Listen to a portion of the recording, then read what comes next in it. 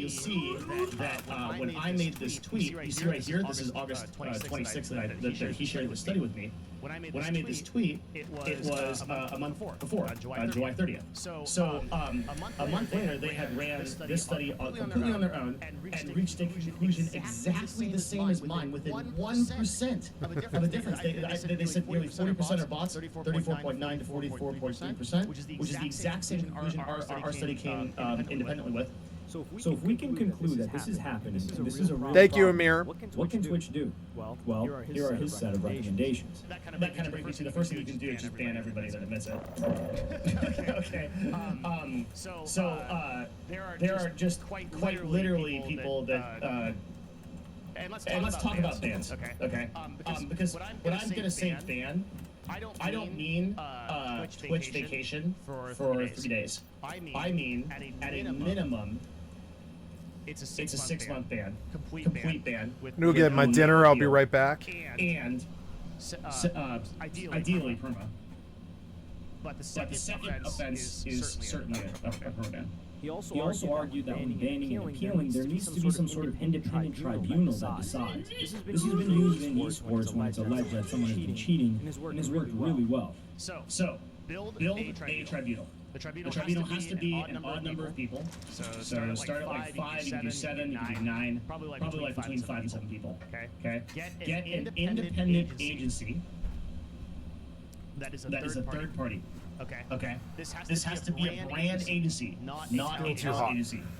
Okay, so there can't be a talent agency that represents talent. That makes no sense. It has to be a brand agency. Someone like our agency, someone like Vadra, whoever. They're fine. They don't have any incentive whatsoever to protect creators like from a view body standpoint. So they're not going to do it. Okay, so get an agency, independent, get a tribunal. All right. For a ban to occur, the majority of the tribunal and the agency must present evidence publicly, and then they vote, not the community, of course, but the tribunal and the agency votes. And it's very similar, if anybody follows esports, to a Riot competitive ruling, which I've always thought that they did a really good job of these kind of things when somebody is maybe found cheating, or somebody is found to be doing something bad at a competitive level. There is something that Twitch just never does. They don't publicly discuss what they are trying to do with their bans.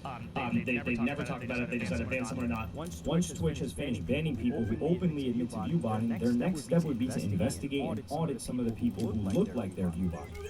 The next thing you do, after you have the people that admit it, is go after low-hanging fruit, right? So there are plenty of broadcasters who are just outright view-botting. They have several clips alluding to them view-botting. You can see some of these streamers like Neon, where they have 70,000 viewers usually, suddenly drop off to 70,000 viewers. Relax. There is tons and tons of evidence of broadcasters like this across No, phase Kitty, or I'm having 2K dinner. or Oh my God, Kitty. these individuals. You're kind of pushy, and I'm the master. They've been view-botting for years, and they are not being punished. It would be very easy to put this in front of an independent agency or a tribunal and just say, hey, these guys are view-botting, and get them permanently banned, which is absolutely what they should do. Obviously, if 80% of the top streamers are view botting, you could run the risk of banning too many people, or taking years to get through all of the alleged view botters. But the trick here is to go after the low-hanging fruit and make an example out of them. Now, there is a couple of caveats to this. I think you only need to target greater than 5,000 viewer streamers, but you don't tell people that. Okay? And what ends up happening is a couple of things. So there's a force multiplier effect here. Okay? Right now, everybody is view-botting because they feel like they can get away with it. If you publicly ban 2 or 3 of these people, I promise you, the vast majority of people will stop view-botting because the possibility of getting caught will be there, right? It's like tax evasion. Okay? Yeah.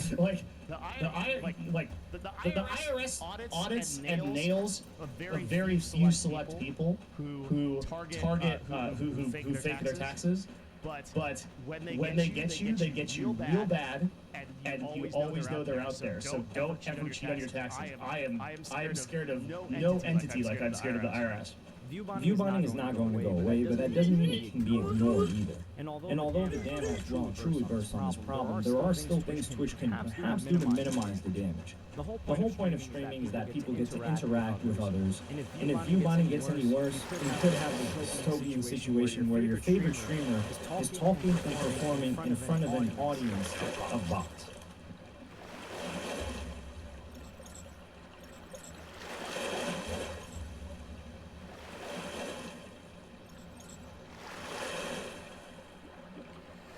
Fucking annoying. I can't stay down below. It doesn't want me to drown so much that I can't stay below the surface without struggle. So I'm just gonna do it till I die. It's like 30 seconds or something. I'm just gonna wait. Because I need the puking to stop. It's been going on for goddamn 90 minutes or something, and I just want it to stop. So I'm gonna die so it stops. Fucking so annoying.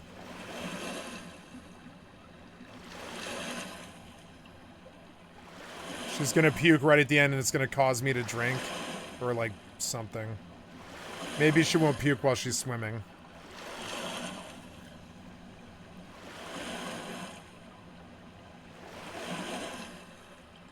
Oh, this is gruesome. I mean, I wouldn't do it, but you keep puking for 90 minutes or something. Why? That's totally unnecessary. I'm okay with like a half an hour buff, but 2 hours? Come on, man. 2 hours on a debuff? That's ridiculous. I can't even think. I don't even think Final Fantasy had anything like that. That's ridiculous. It's bad design.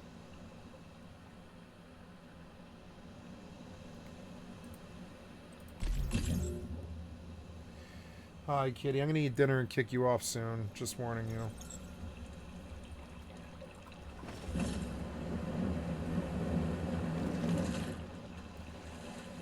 There we go. My stomach's better now, I think, but now I have to eat or I'm gonna starve to death.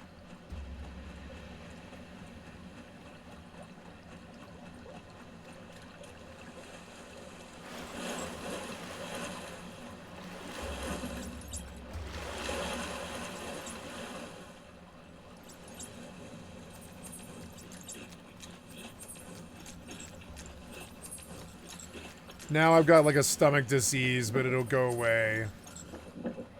And she won't puke anymore. Wow.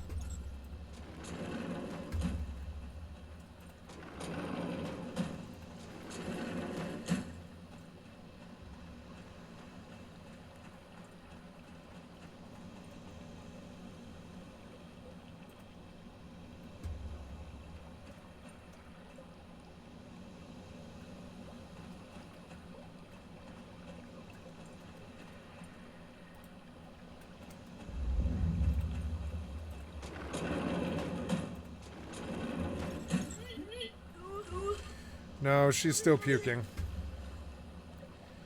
Maybe I'll need to drown again.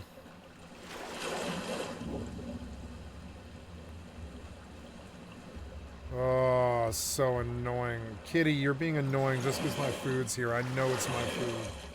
I know you're bothering me because of my food, and I'm going to get you off me in a second.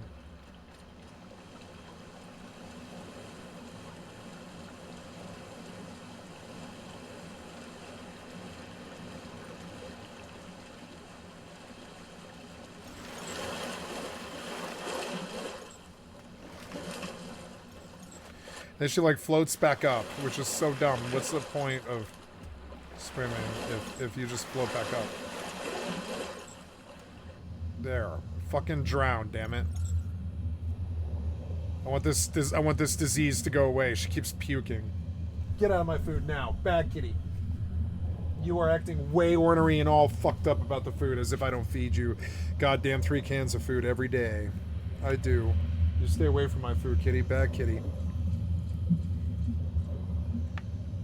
Bad kitty.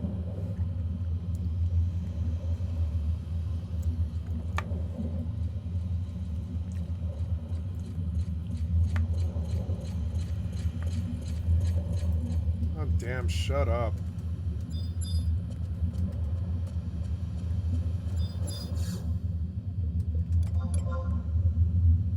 Copper ingots did not sell, so now let's go get Signet.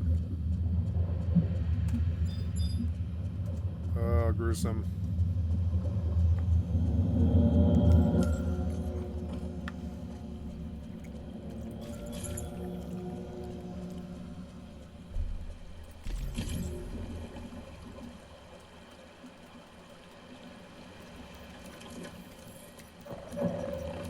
Oh, you can self-destruct? I didn't know.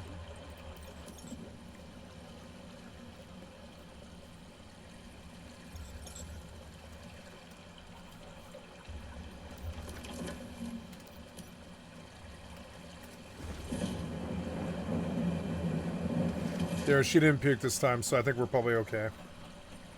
You were a bad kitty. You stay away from my food. I will feed you your crappy cat food in just half an hour. Relax.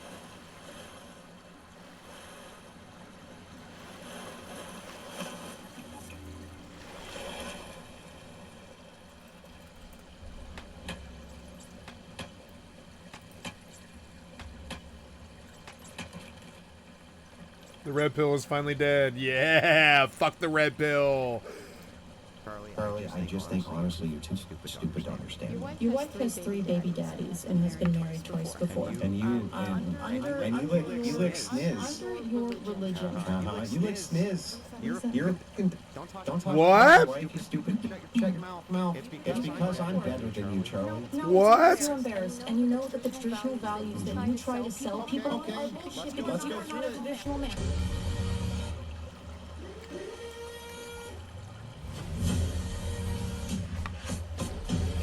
Why?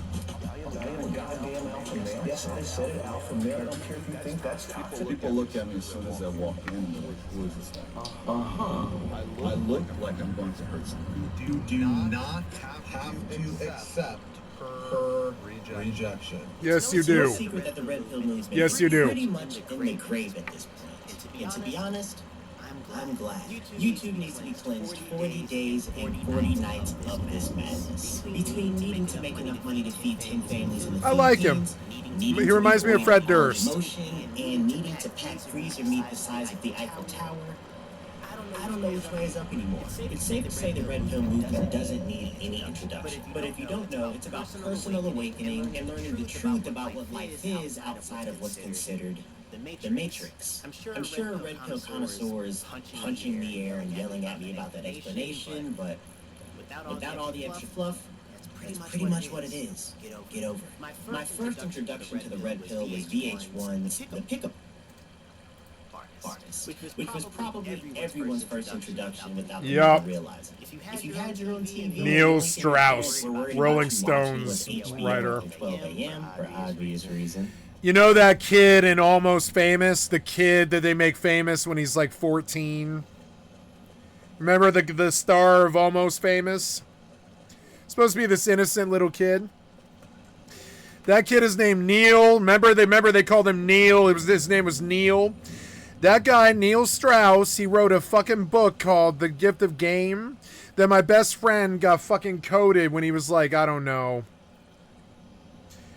20 or something. He read, he got red pill coded and by Neil Strauss in The Gift of the Game, and he had a belief about women and a certain way of, well, not a belief about women, but he didn't like American women, and he thought that women were gold diggers and they were always after money and shit like this. I don't think he thought that, excuse me. I don't think he thinks that, or at least I know he doesn't think that now, but it's just like more like that's what the red pill code kind of taught him from like Neil Strauss's gift of game and how women act and what their mentality is. But my friend's much too smart to fall into the pitfalls of sexism and stuff like that. I've never seen him do it. I've never seen him be sexist. It would be incredibly rude to imply that he's sexist. It's just not. He's not. I've never seen him be sexist his entire life. Quite the opposite, frankly. But he used to recommend to get the game to me, like to get red pilled, and I was like, I don't know, man. Something about it kind of makes me nervous. I don't view women as this thing that could be quantified or that you can trick into sleeping with you or something. No, I believe and I believe the same thing that Neil Strauss believes. The Gift of Game guy that red coded them all. It was that he is the kid from Almost Famous. It's the Rolling Stone author. You remember? Remember that he was a Rolling Stone author, and he would talk to Ben Fong from fucking Rolling Stones and shit like that. You remember Almost Famous? That was such a fucking good movie. I love that movie. It had some really good music in it and shit, right? But you know, they sing Tiny Dancer and shit like that on the bus and stuff. That was such a fucking good movie, you remember? But the kid grew up into somebody who essentially red coded the entire country into a fucking Steve Bannon reality. And now there's all this rape and all these problems with drugs and cartels and shit like this. And I swear to God, like, you can trace back the red pill exactly as this guy's saying right here. It goes back to Neil Strauss, that kid from, you would think that kid from Almost Famous would grow up to be somebody really, truly awesome. And I imagine he kind of did. But the difference is he was a Rolling Stone author. Of course he got trim. You know, it's not that hard to get trim if you're a Rolling Stone author. It's, you know, Rolling Stone writer. It's not that hard. It's, you know, there's tons of groupies around. That's what Almost Famous was. So, but he took it toxically, and then he wrote a book called The Gift of Game: How to Sleep with Women. And what it really is, and I know because my friend, he kind of like boiled it down. It was like you ask 100 women if they'll sleep with you, and you don't respect them at all or whatever. It's all that crazy, like, red-coded fucking, you know, fucking, what's his name? He's going up for sex charges in Romania, Andrew Tate bullshit. And it's all that toxic male bullshit. They all got that from the stupid ass Gift of Game. And the Gift of Game was like a joke when Neil Strauss wrote it. I don't think he meant it as a joke, but it was like taken as a joke kind of at first. But then all those dudes like red coded and wrote their fucking thing off of, like, you know, all these dudes like who's the MMA guy who did Fear Factor, Joe Rogan and shit. All those dudes got fucking red coded by this Neil Strauss guy, and because he was the guy from Almost Famous, it just made him more famous. You know, he wasn't almost famous, he was famous. To get that same hit of dopamine were Girls Gone Wild commercials, VH1, MTV, BT, Uncut, and Tila Tequila on Howard Stern. Howard Stern was the first Adam 22, come to think of it. God, I need to get baptized again, bro. So anyway, the pickup artist. The pickup artist was my first introduction to red pill content, being a middle schooler. The purpose of the show was to help men find success in cold approaching women. Harmless in the grand scheme of things. Fast forward to more current times. Yeah, back then it was okay. It's like, how to approach a woman without being a shithead, how to hit on her without doing, you know, one-liners. Be confident, be yourself. You'd be surprised how often you think you're dorky, but dorky is actually a big turn-on for women and stuff, and all this other stuff that's actually true. I mean, that's not male chauvinism or toxic masculinity. That stuff's all true, and that stuff did work, and that stuff did help us date, and we learned from it that women respect a man who's self-reliant, self-made, detail-oriented, faithful, etc.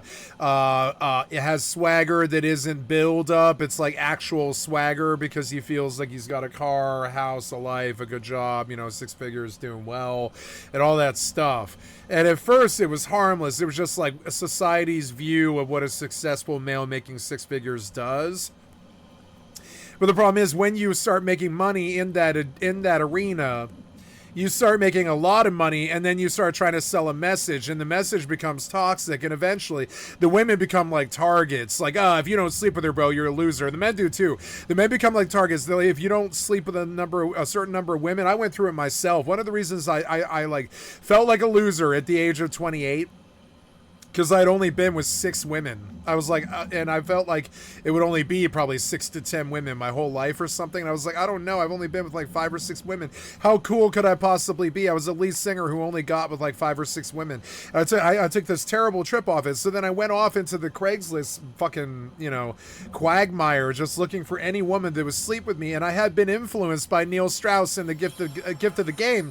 And the only takeaway that I took from the Gift of the Game, because I thought it was a bunch of male posturing and fucking fake male posturing that didn't work if you're unattractive, fat, or a professional gamer, of which I'm all 3. So I was like, that shit doesn't work. You know, it doesn't truly work. It doesn't actually work.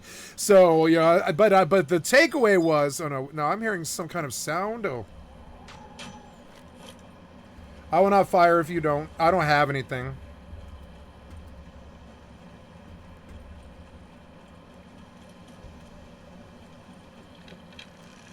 What's her name? I won't swing. A Manor. Ooh. Sorry. Just wanted to see the name.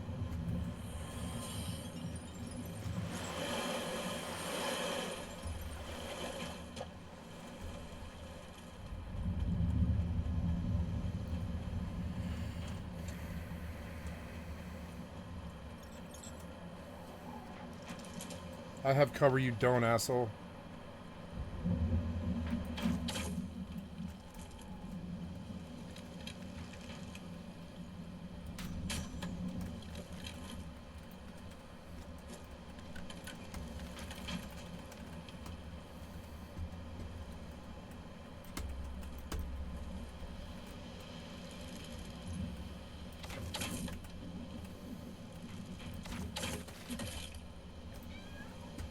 A Mamper.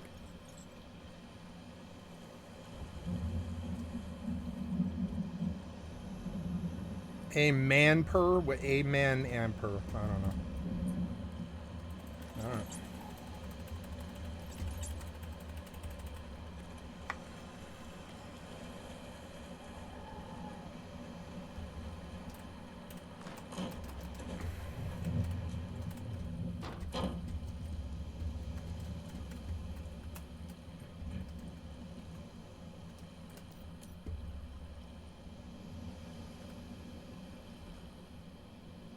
$1,000 wood, not bad. I'll take it. It's very different. In the worst way possible. It went from peacocking, building your confidence, and at least having to actually approach women in person, to men providing sound advice to other men about improving themselves, to whatever the hell this is. Guys who know me know I've talked about penis pumps for a while. So I'm here on YouTube, guys. This is not even FedEx Talk. I'm going to tell you guys the truth about penis pumps. It's creating a vacuum that pumps blood to negative pressure to your junk. It's not get complicated. That's all penis pumps do. Do penis pumps work? Yes and no. How many inches does my junk need to be considered a man? Minimum 7 inches. Every single man can get his wee to 7 inches. If you're 5 inches, bro, you better start working on that shit today. Because the thing about women is, they will tolerate it, but they prefer better. Women don't want to hurt your feelings. They don't want to tell you, yo, baby, I can barely feel when you're inside it. It don't have to be 12 inches, but you can be at least 7 and above. You want your girl coming back for more. You want to be hitting that spot every time. Better have a bad bitch. Better be ripped. Better be rolling some sick shit. This shit is so toxic and so dumb. I like Ty's corner. Yep. That's what I like. They look, there are all these men, and they're all surrounded by men. It's weird. There's be rims on my goddamn Phantom. Let's take you for example, and we both pull up, and we go to your girl. Odds are I'm gonna take that. If you compared me to you, you're not gonna win that battle. So the next time you think that your girl's on lock, I got the keys to the castle, mother. Penis pumps. Oh no. A far cry from what it was, and to be honest, it's the biggest display of insecurity I've ever seen. It's possible having the baddest arm candy money could buy, and just being this mythical Herculean alpha male. The concept of being an alpha male is not even a real thing in the first place. It was popularized by David Metch, who co-opted the term from Swiss wolf expert and ethologist Rudolf Schenkel, who first introduced the term in 1947. And since then, David Metch himself has debunked this concept. The term alpha isn't really accurate when describing most of the leaders of wolf packs because the term implies that the wolves fought and competed strongly to get to the top of the pack. But they don't do that. They're just pack. By mating with a member of the opposite sex, producing a bunch of offspring, which are the rest of the pack then, and becoming the natural leaders that way, just like with a pair of humans producing a family. There's phases of this red pill journey that men go through. You have your vulnerability phase, where you're binging the content and fully immersing yourself in everything that is red pill. The radicalization phase, where you're now obsessed with the content, and more often than not, it's manifesting through your actions, the way you talk, or like this. Why is it okay for women to say, oh, you're 5 feet on dating sites? You should be dead. That's okay? Nobody. Yeah, this is internal. You have something internal. Cat, stop.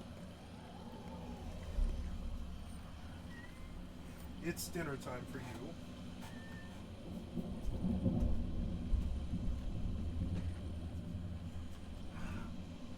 Yeah, I'm gonna get your fucking dinner and relax. This is your third can of food today. You are a fatty kitty. You're getting fatter, I'm beating you.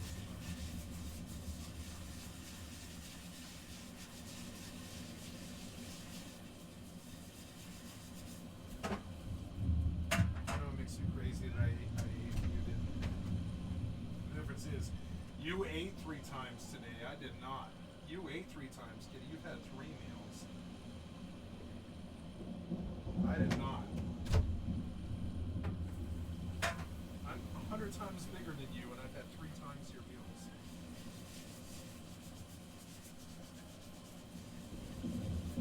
Or you've had 3 times my meals.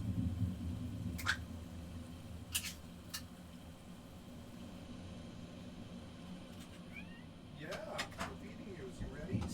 Yeah, is you happy kitties? You happy kitty? Yeah, you're acting kind of ornery. You don't dictate how things go, kitty. I'm the master. I tell you how things go, kitty. Yeah, I know you're all ornery and loud. I know you're a loud, ornery kitty. Yeah, alright, here you go.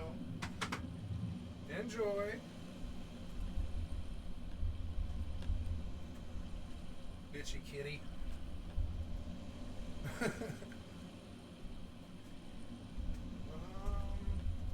These meatballs aren't so good when they're cold.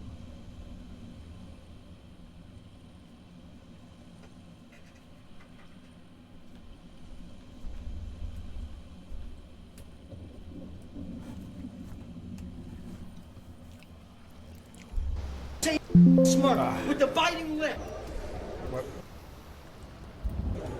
What happened? Muted.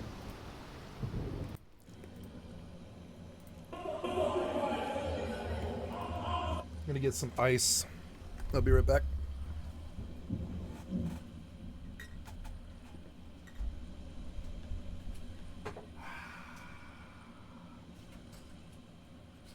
Spoonful of sugar makes the red pill fall down. Red pill fall down. Red pill fall down. Spoonful of sugar makes the red pill fall down. Red pill fall down. Go boom boom.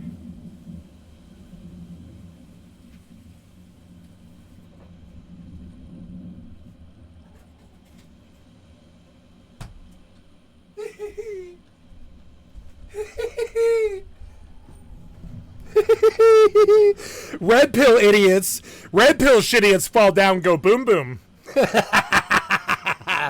Red pill shitiots eat on that dick. They about to fucking fall down, go boom boom. Red pill shitiots about to have a hard time when they get fascisted too, you know, and they're like, what? I backed you. Well, how dare you?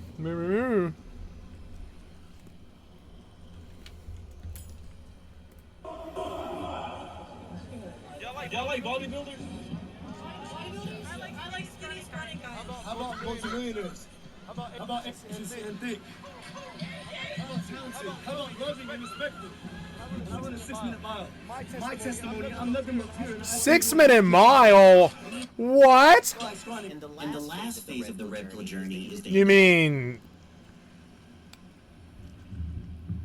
You look like the juice. Have you been juicing? I think you're a juicer. Are you a juicer? I think you're a juicer. I look at your body and I think, you have been doing steroids, sir. You can run a mile in 6 minutes because you have been using steroids, yeah. And the last phase of the red pill journey is the individual deciding to leave the red pill, reevaluating everything they previously learned. The problem when their mothers, sisters, girlfriends, husbands, sons, daughters all stop speaking to them. Some men don't make it to this phase, and they end up being stuck and obsessed with the content they consume. Or if you're a content creator and you build your following around phase 2, it's not easy to transition your content. And more often than not, it's too late, because a lot of these content creators in this space have damaged their reputation beyond repair. So if you're following along here, they enter in phase 1, transition to phase 2, fuck up their reputation. They know their reputation is fucked. So now the only thing they have left to do is grift and sell you a course about how to be an alpha, which prevents them from entering phase 3. Because once phase 3 starts, the following might leave, the views might drop, and now you're putting fries in the bag, which, according to alpha male and red pill ideology, is not so alpha. So unless you rebrand yourself, you're now stuck in this cycle of cosplaying Vince McMahon. That's not what you said. Bark like a dog. Come on. Tell me you're sorry. There's a lot of reasons why this content is popular in the first place. Men not having success in the dating market, men not feeling respected by women, a lack of a mentor in their life, or just difficulty navigating who they think they need to be as a man. For some men, it's just simple as they're just scared of rejection, or they've internalized how other men have been rejected. I am married now, but I thank God there was no cameras when I was shooting my shots, bro, because I air ball. But that leads them to say things like, a woman will never love you for you, or the average man doesn't have a chance, which I don't agree with, because you can go to any mall, shopping outlet, inexpensive dinner spot, park, whatever, and see happy couples there, walking, holding hands, having a great time. So I chalk that up to certain men just being chronically online. And I'm specifically focused on some of the red pill views on women, because a lot of the content is created with the end goal in mind of helping a man get the woman he desires. That's what it comes down to. Cheeks. Just cheeks. And it does this by putting men on a path to be high value. And on top of that, unfortunately, a lot of men tie their self-worth to the quality of woman that they can attract, or lack thereof.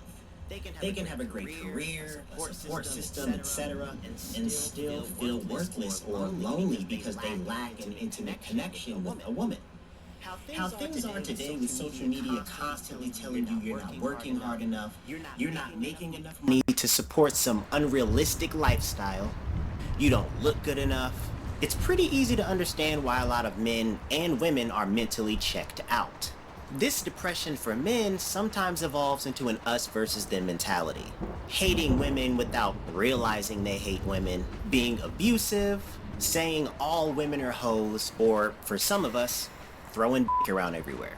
Dating apps like Tinder, Hinge, and Bumble, which are all primarily made up of men, have made it easy to window shop dating options and just swipe into the void. Corn is super accessible now, with Twitter and Instagram being the main facilitators. Just pick your favorite female influencer and there's a 50% chance there's an OnlyFans link in her bio, or she's been to Dubai. Before I got off of Twitter, I would have to hide my phone in public when I was scrolling just in case anything popped up. But this leads to men being addicted to corn, having their perception of women altered dramatically, and in men under the age of 40 and as young as 20 suffering from ED. What I'm getting at here is having too many decisions at your disposal can lead to decision fatigue. And as humans, we're naturally wired to go toward the path of least resistance. And this is part of the reason why things have gotten so bad, and why the red pill has been pushed to the forefront, or was pushed to the forefront at this point. And in my opinion, it's created this open gender war between both sides, with some women saying, men ain't shit. Men need to be providers. My money is my money and his money is our money. To men saying, women need to be more traditional. Women need to quit begging. They need to cook, clean, slop, top, drop, open up shop. You get the idea. Some men said, fuck it, I'ma just go overseas. Which, that's just sex tourism, and that's a topic for another day. This combination of things has created this extreme gamification of dating, and it's made way for red pill or red pill adjacent content creators to make a living off of giving men bad advice. How to get yourself out of a drought if you're super down bad. This is the last resort. So you're going to want to search for the registered offenders that's near you. I know it sounds crazy, but you're going to keep searching until you find the girl that you want. I will block out her face, but she's an offender, so I don't really care. But after you find who you want, you want to search them up on Facebook. Do not be vulnerable with women. But Jesus fucking Christ. Women are not built to handle masculine problems.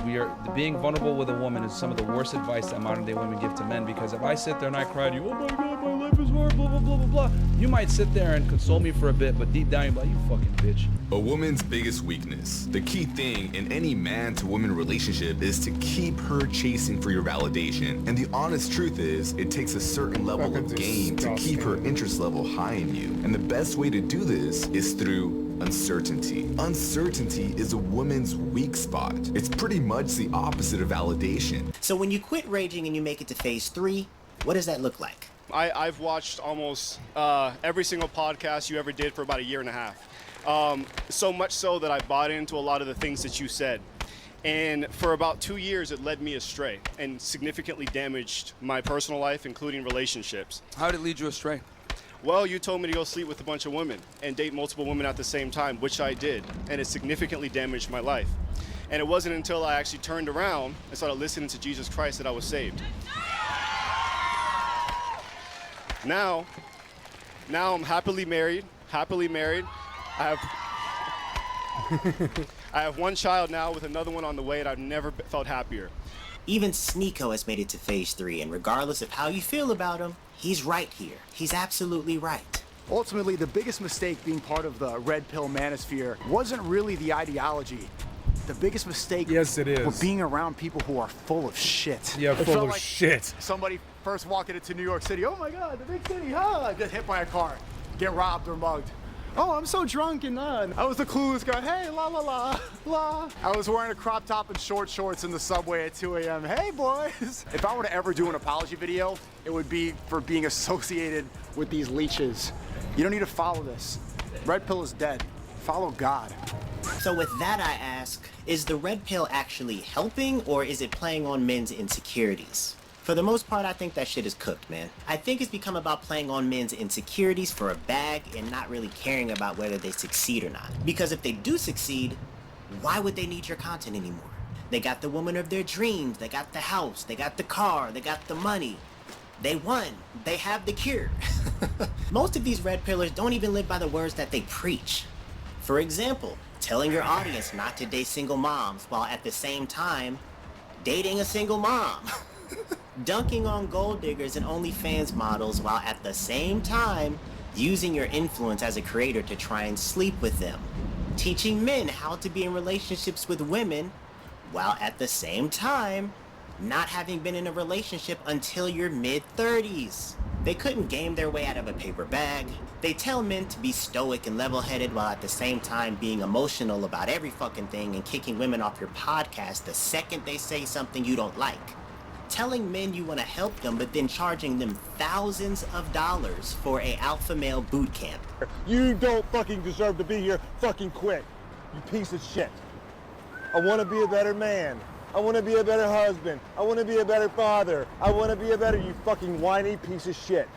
I can go on and on about why this shit is trash. I think a lot of this content indirectly or actually directly leads to men relegating women to only being sex objects, something to be conquered, or to just start despising women. Or rather, women in the West. There's 169 million women in the United States of America. 169 million women, and you're telling me you can't find one,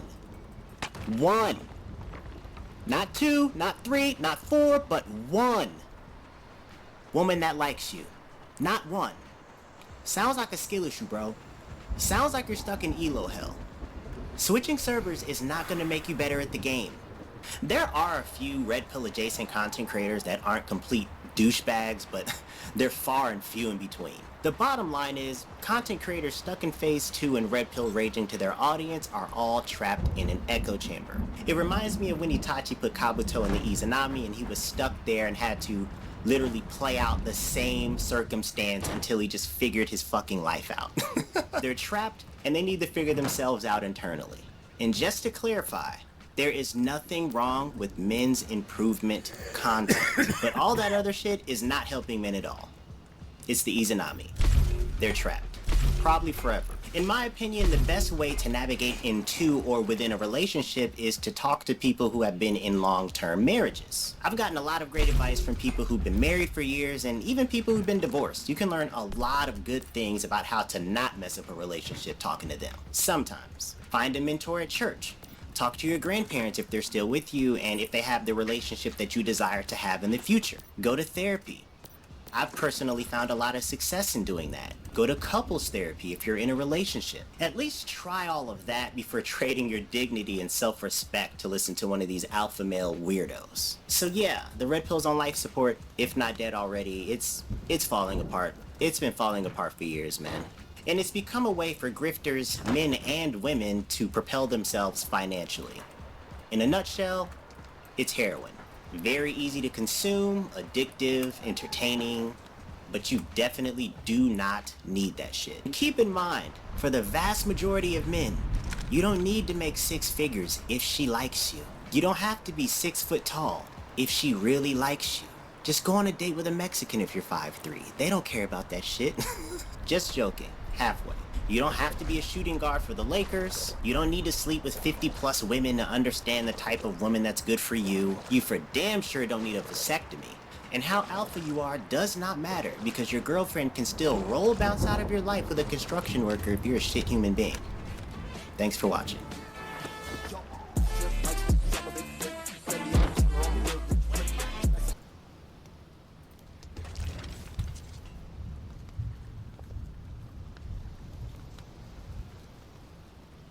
Wow, the THC hemp ban, huh?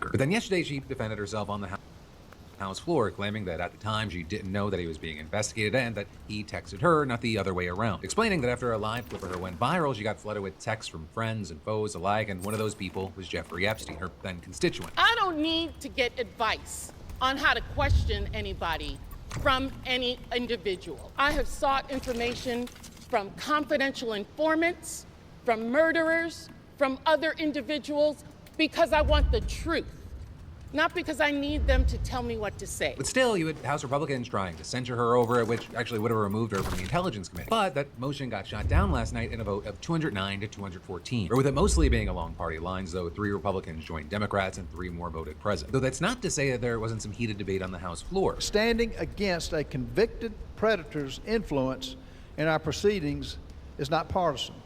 It's basic decency. We cannot pretend this didn't happen. This seems to me to be one more pathetic effort to distract and divert attention from the fact that the president's name appeared more than 1,000 times already in the small fraction of material released on Epstein. But moving on from that, for now, you have Trump's second option being to just not release the files in open defiance of the law that he himself signed, which I would say it would be an extreme action, though not totally unprecedented. I mean, we've seen this administration ignore judges, at least temporarily, and refuse to spend funds that were appropriated by Congress for a specific use. Plus, Trump has broad criminal immunity, and he can pardon anyone he wants, so there's arguably not a whole lot preventing him from just breaking the law. Though given the number of options here, I don't think he goes this route, at least not immediately, and at least Thomas Massie, he doesn't seem too worried about that possibility right now. They are criminally liable at the DOJ and FBI if they don't release these files. This is a law. And that brings us to option number 3, which is for Trump's DOJ to block certain documents from getting released, citing ongoing investigations. Because when you know it, this bill, it has a little caveat, which is that it allows the DOJ to withhold or redact any records that would jeopardize an active federal investigation or ongoing prosecution. And again, oh my gosh, the shocking timing. Last Friday, Trump had Pam Bondi open investigations into Epstein's relationship with 3 Democrats, Bill Clinton, Larry Summers, and Reid Hoffman. But also, the bill states that any withholding of material related to an ongoing investigation must be narrowly tailored and temporary. And so with that, it's unclear how much time that would actually buy them. And again, you have Massie not seeming overly concerned about that either. Even if they start 10 investigations, there's no way they're going to cover up the crimes that have been perpetrated on 1,000 victims. But then next up, the 4th option is to release the files, but redact the parts that are embarrassing to Trump and his allies. And you know, while the bill explicitly prohibits the DOJ from doing that, it's unclear what tools lawmakers actually have to ensure that rules follow. And while I personally think it's going to be a mixture of options 1, 3, and 4, there's also option 5, which is to just dump the files unredacted all at once, right, in the hopes that the media and just people in general will be flooded with so many revelations about people whose name are not Donald J. DOJ Trump that minor mentions of Trump just kind of get overshadowed. But of course, with that, he is the sitting president of the United States, so he'd likely be at the center of any conversation, especially because in this power-hungry and billionaire world, so many people are connected. And again, like I've talked about, with the way that Donald Trump has handled this, no matter what gets released, people are going to believe that there's more, right? Whether there is or there isn't, because he has acted this entire time like the most guilty, sketchy person ever. I mean, he fought this thing tooth and nail, put his hand up Mike Johnson's asshole to puppeteer him, to roadblock everything. More and more time passes, you've got more and more people saying, okay, it feels like they're buying time to remove things, to have some sort of conspiracy. You've got Mark Epstein talking about he heard that there's a facility where they're removing information. And in the meantime, you've got a lot of people like Massey saying, they're not going to be satisfied until some real shit comes out because he knows that it exists. We will know when the Epstein files are released because men will go to prison. I know through the victims' lawyers, there are at least 20 credible accusations of rape and sex trafficking that have been relayed to the FBI, and they've done nothing about it. Whether the Epstein issue hangs over Trump's head or not, you have many feeling like this past week alone, it's already shattered his myth of political invincibility. Or before this, it appeared like he had an iron grip on his party. They followed him, he didn't follow them, but now you're hearing more and more talk, and this includes in MAGA circles, of, is he a lame duck? Right, and as we've seen with these situations with Tucker Carlson, Nick Fuentes, Candace Owens, Marjorie Taylor Greene, some on the right, they're maneuvering themselves to come out on top in a post-Trump future. Because I know it's easy to forget because he's just on every screen every single day, but he's not going to be there forever. He's almost 80 years old, and he's not exactly the healthiest human specimen. Though personally, I think it's more likely we enter a post-Trump future because of his McDonald's order rather than, Republican politicians getting a spine. I truly think many just want to be able to fall back in line. But we even saw that with Elon Musk. One of the reasons the Epstein situation got to this point is Elon Musk blasted Trump about the Epstein files publicly. And after jabs left and right, he was at that Saudi dinner last night. I think Marjorie Taylor Greene would love to be in his good graces despite, Trump attacking her, even though she's been like one of his biggest warriors over these years. But whatever the case may be, I think we'll get a lot more insight very soon. Because sooner than later, there's going to be that vote around the Affordable Care Act subsidies. And while a big thing was that Marjorie Taylor Greene broke with him on that, it's also been reported that some other Republican lawmakers want to compromise with Democrats on the issue. Though as far as Trump, he doesn't seem like he's budging, and a big thing is if those subsidies expire, premiums are going to skyrocket for over 20 million people. And of course, that's on top of the inflation situation and the dire state of the economy in general. But in the meantime, as we wait to see what happens, one, I'd love to know your thoughts, opinions, and reactions here, but also two, what do you think is going to happen with the Epstein files? Or whether it be something to do with the 5 options I talked about, or even something else. And then there's more we're going to dive into in a minute, but first let me say, I am convinced that most protein bars, they were made by people who hate joy. That they taste like drywall, regret, and false advertising, and yet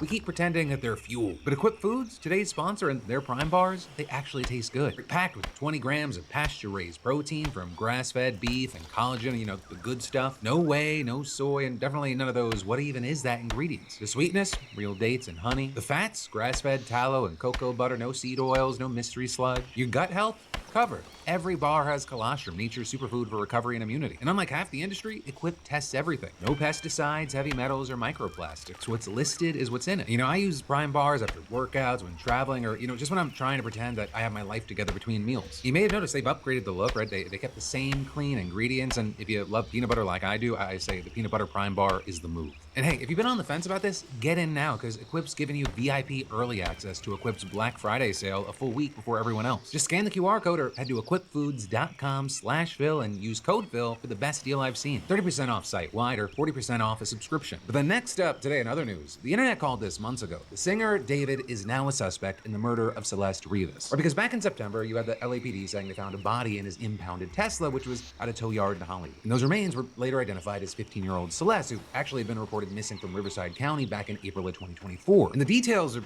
horrifying. The body was reportedly not intact when it was found. It was also said to be severely decomposed, suggesting she had been dead inside of the car for an extensive period of time before she was found. And as all this was happening, the cause of death wasn't clear, there were no official suspects, and David's rep said that he was cooperating with the investigation. But the internet, they jumped on it, with many quickly believing that David was responsible. And people were posting nonstop, breaking down their theories with this case. Right, among other things, you had a lot of people freaked out by the fact that he and Celeste appear to have matching tattoos that said "shh" and and by the fact that one of his most streamed songs is literally called Romantic Homicide. But all of that, it brings us to now where you have multiple outlets reporting that the LAPD has identified him as a suspect. We're a source telling NBC LA that he hasn't been cooperative in the investigation, and actually other outlets added that he apparently had never at any point been cooperating despite what his reps had been saying. And well, right now they believe that Celeste's death happened sometime in spring and that David likely had helped. But he has money, so lawyers will get him out of it. With all this, I'll say, while multiple reports have since confirmed that he is considered a suspect by LAPD sources, you also had TMZ noting that there is no paperwork officially classifying him as one. Right, investigators are reportedly just looking at him as one. But also with that, you had sources saying that the LAPD is not close to making any arrests. We have no clue if there's any other suspects outside of David, and technically the medical examiner hasn't even ruled this a homicide yet. But also, as we wait to see what happens there, we've learned a few more details about Celeste's disappearance. Right, her brother says that the family was aware that Celeste knew David, and when she disappeared, she was apparently on her way to see a movie with him, but just never came back. But for now, we'll have to wait to see what comes from all this, and in the meantime, of course, I'd love to know your thoughts. But then, moving on to our next story today, President Trump, he just so badly wants to be friends with Mohammed Bonesaw, the crown prince of Saudi Arabia. Right, and some of the ways that he's trying to accomplish that include he wants to give the kingdom access to America's most powerful fighter jets, he upgraded the country to a major non-NATO ally, and he ran cover for MBS when he was asked about the assassination of journalist Jamal Khashoggi at the White House. Right, and going into the details on these, earlier in the week, you had Trump announcing that he intends to grant Saudi Arabia's request to buy F-35 fighter planes. And it's important to understand that these are America's most advanced, and in the Middle East, actually only Israel has them, or I guess for now. Also with that, I'll say Israel wasn't happy for a few reasons. One, they still don't have good relations with Saudi Arabia, despite failed U.S. efforts to change that. With that, leading to the IDF being concerned that their current air superiority over other Arab countries could be eroded. And two, this is being seen as a clear sign that the U.S. is moving closer to Saudi Arabia, which is a red flag for Israel. And to be fair to them, they're hardly the only ones that have issues about this sale. But even our own Pentagon raised concerns that despite Saudi Arabia's status as a major buyer of U.S. arms, we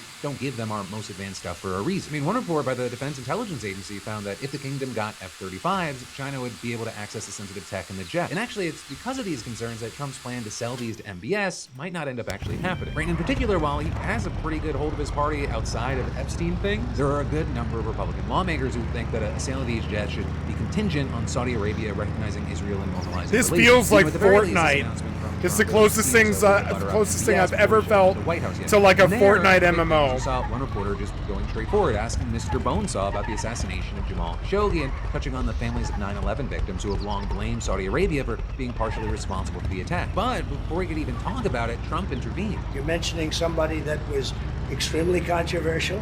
A lot of people didn't like that gentleman that you're talking about. Whether you like him or didn't like him, things happened. But he knew nothing about it, and we can leave it at that. You don't have to embarrass our guest by asking a question like that. And with that said, despite Trump protecting his boo, MBS did answer the question. You're just for sale, aren't you?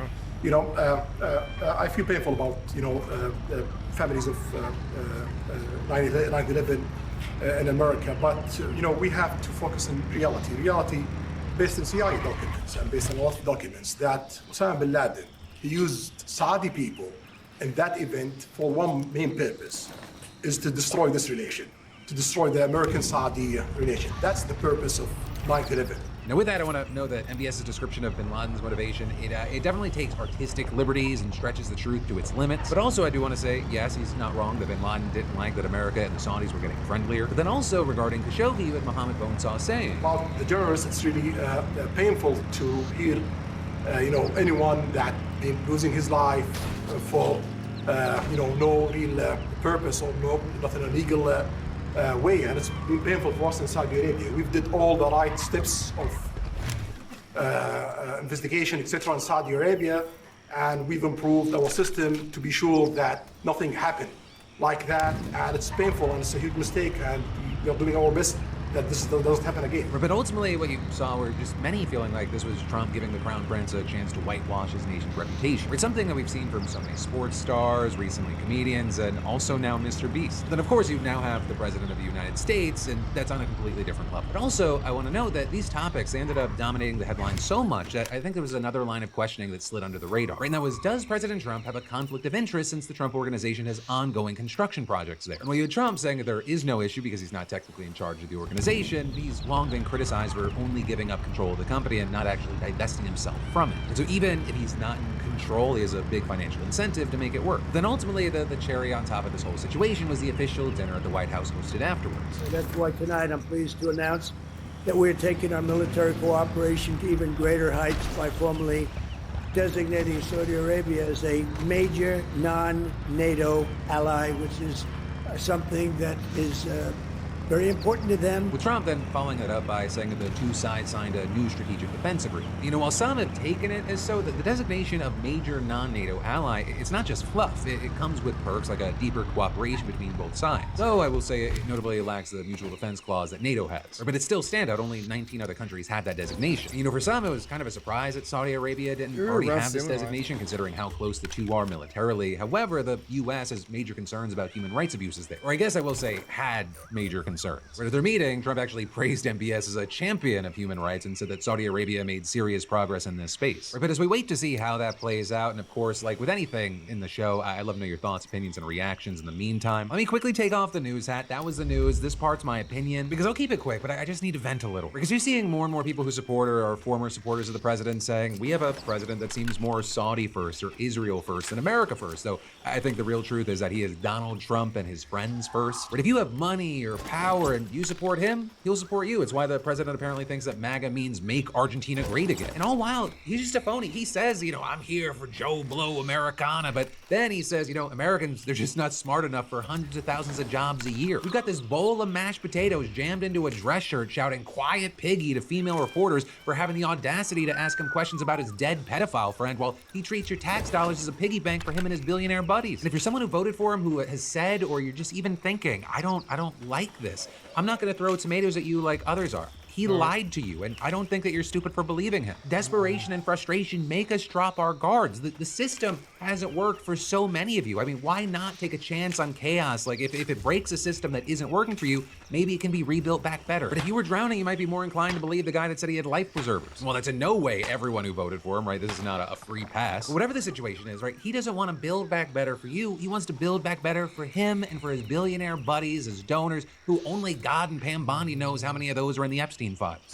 But that's where I'll leave. And then we're gonna dive into more news in a minute. But first, let me say, you ever stare into your fridge hoping dinner magically appears? Because yeah, same. And that's why I'm hyped about today's sponsor, HelloFresh. They make that whole what's for dinner stress disappear, right? And they're the #1 meal kit in America. And this fall, they've seriously leveled up. Like, this is not the HelloFresh you remember. With 100 meal options every week, including seasonal dishes and global recipes, you'll find the flavor you want. It's also healthier. I've been crushing their high protein meals like grass-fed ribeye or lamb chops. Actually, it keeps me moving instead of crashing. And I will say it's tastier, like 3 times more seafood options, steak nights that don't destroy your budget, and new fall favorites like beef chili and honey glazed pork tenderloin. Also, did I mention the fresh produce from leeks to broccolini to Italian eggplant and more? For me, I really love it because I like to try to cook with my boys, and HelloFresh, they make it idiot-proof, right? No frustrated dad. It's fun. Pre-portioned ingredients, step-by-step recipes. Even I can't screw it up. 91% of customers, they say they feel healthier eating HelloFresh, and I'm inclined to agree. So y'all, the best way to cook, it just got better. Scan the QR code or go to hellofresh.com/DeFranco10FM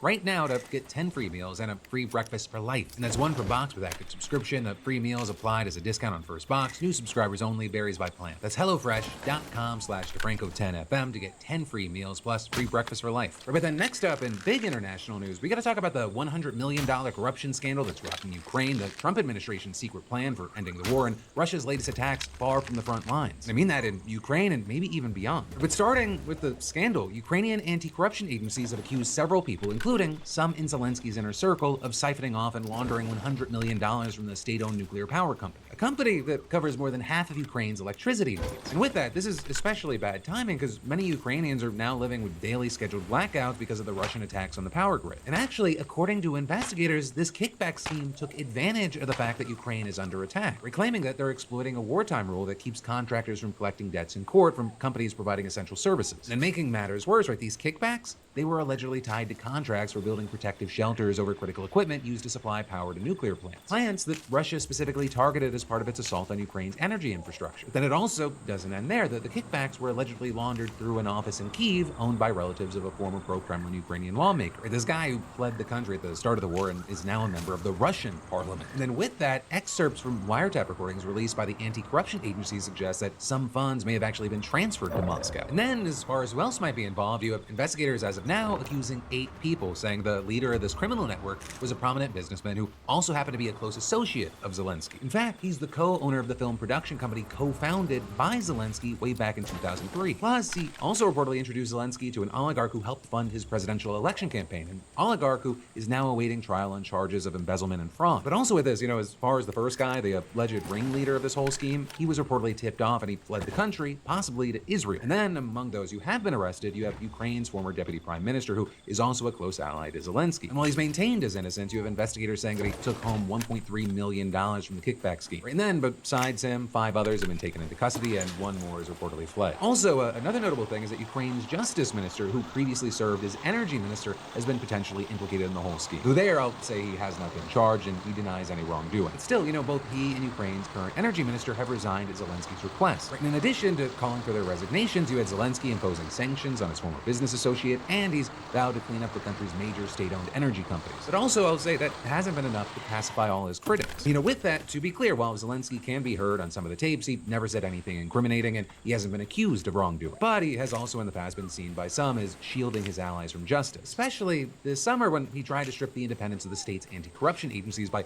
placing them under supervision of a political appointee. Because notably, this move, it coincided with anti-corruption agencies investigating members of his inner circle. But then, as we previously talked about, it sparked major protests and backlash from the EU, which then led the government to reverse course. I got like So an even after alloy that, axe, the European which is Commission good. published a report just this month warning that Ukraine's limited progress in tackling corruption was jeopardizing its hopes of joining the EU. And so now with all this, you have one of Zelensky's main rivals saying about these latest revelations. The country is finally seen what the expression blood money means, and also collecting signatures for a no-confidence vote in Zelensky's wartime cabinet. And that is, there's also pushback coming from within Zelensky's own party. One member openly called for Zelensky's chief of staff to resign, and a leading Ukrainian news outlet reported that a faction within the party is threatening to resign if the chief of staff remains in his position. But also, with that said, high-profile politicians aren't yet calling for Zelensky to resign, and with elections suspended under martial law, he can't be voted out of office. But this could, at the very least, impact his ability to easily pass legislation, which has been important for quick decision-making during the war. And in fact, with that, voting on next year's budget, which was scheduled for this week, has now been delayed. Or you've got opposition politicians saying that they want new anti-corruption protections included in the bill. So we're gonna have to wait to see where that ends up. But in the meantime, this war, it's still raging on. Just yesterday, for example, Ukraine launched strikes inside of Russia with American-made long-range missiles, the first time it's acknowledged doing so since Trump re-lifted restrictions on their use. And then on the flip side, you've got a key strategic city in eastern Ukraine on the verge of falling into Russian hands, and you had Russia launching a massive assault on cities far away in western Ukraine, killing at least 25 people, including 3 children. It's like they want World dozens. War. You even had Romania and Poland scrambling fighter jets in response to that attack, as well as an alleged drone incursion about 5 miles into Romanian airspace, which is also not surprising given that both countries are on high alert right now. On Monday, a Romanian village had to be evacuated after a Russian strike ignited a gas tanker at the Ukrainian port across the way. And in Poland, someone blew up part of the railway used to transport aid to Ukraine in what the prime minister described as an unprecedented act of sabotage. You have the country today announcing that it'll charge 2 Ukrainians who allegedly rigged the explosion on behalf of Russia, as well as closing the last Russian consulate in the country. And then, as all that's been going on, you have the Trump administration reportedly secretly working with Russia to draft a new plan to end the war. Right? It's reportedly a 28-point plan inspired by the 20-point plan for Gaza. But it's also unclear so far how it deals with the most contentious issues, including if and what territory would be ceded to Russia. And while there are many doubts around this, you had a U.S. official telling Axios that they think that there is a real chance of getting everyone on board. Where the White House has even reportedly started briefing Ukrainian and European officials. And in fact, a high-level Pentagon delegation arrived in Kyiv today to try and get negotiations going again. And because Ukrainian and Russian officials, they haven't had direct talks since the summer. So it's going to be very interesting to watch to see what comes from this, especially because, one, you also had Zelensky saying this week that his government had also come up with new proposals to help restart peace talks. 2, you had Zelensky going to Turkey today, which has played a mediating role in past negotiations to try and push for that. But then, finally today, as we wind down today's show, I want to end with a congratulations and one more thing. Starting with a congratulations to this week's SeatGeek prize winner at getting $500 towards any tickets on SeatGeek. And with whatever you pick, I hope you enjoy seeing your favorite artist, sporting event, or play. There's like over 70,000 events to choose from. For the rest of y'all... Okay, thank you guys. Sorry, thank you, Philip DeFranco. I'd like to sub to your channel. Yo, what's going on, guys? Mush back at it with another video. I am here to highlight some of the great Steam PC game deals under $10 for the Black Friday deals that are running right now. Now, this sale is obviously a little bit interesting because it's not like one wave of gigantic deals and a gigantic sale rollout that Steam is doing. It's individual publishers really doing their own thing and putting out their own Black Friday sale. So, it's a little bit different in that regard, and there's going to be more deals rolling out, I would imagine, over the course of the next week. I would imagine a ton of publishers are going to put up Black Friday sales, just because it's a good opportunity to capitalize. And then all of these deals in this video are just going to be back for the winter sale, and maybe there will be a little bit of variance, and sometimes, you know, not every sale is created equally, but I digress. I do have some deals under $10, as we've got Square Enix sales, Capcom sales, Tecmo Koei sales, and deals from some other publishers as well. So let's just get right into it, and let's start things off with Cassette Beast, which is a game that I think is so underrated. It is 60% off for $7.99, and this is actually a historic low price for the game. Cassette Beast is tremendous. I don't know what initially made me check this game out. You know, I think I was looking at the time to play some games that were a little bit lower key, and I saw that it had an overwhelmingly positive reception, and I was like, okay, it has some resemblances to a Pokemon title. Let's check Pokemon style of game. Pokemon Survive, 84% off for $9.59. Absolutely fantastic game, and I totally get why people have their issues with the game. Yes, is it linear for the majority of the game? Yeah, you might as well say for all of the game. I mean, Final Fantasy 13. Oh, there is an open. There is an open area. 30 hours. Positive there. And from mystery adventure directed by Ace Attorney creator Shu Takamui is back. The long-awaited HD remaster to Phoenix Wright Ace Attorney trilogy as well. I feel like Troubleshooter hit it existed, but yeah, $7.49 on that. Next up, we do have Okami HD, 50% off for $9.99. And for that, definitely worthwhile to check that out. Next up, we have Remnant from the Ashes, 80% off for $9.99. 80% positive, so check that out. Next up, we have Final Fantasy IV, the 3D remake, and I know people hate the 3D remake of Final Fantasy IV, but you know, 7 Extreme Legends Definitive Edition, yeah, it's a Dynasty Warriors game, over-the-top action mayhem. I really dug Dynasty Warriors or 7, $6 on that. Devil May Cry 5, 67% off for $9.89. Now, if you do want to play this game, I would recommend you to pick up the Humble Bundle that is running right now. That's probably the best route to go, but, you know, otherwise, if deal there, $9.89 actually, 10 cents. It goes a long way, but yeah, heavy discount on that. And then lastly, I want to give a shout to Dungeons of Hinterberg. That is 60.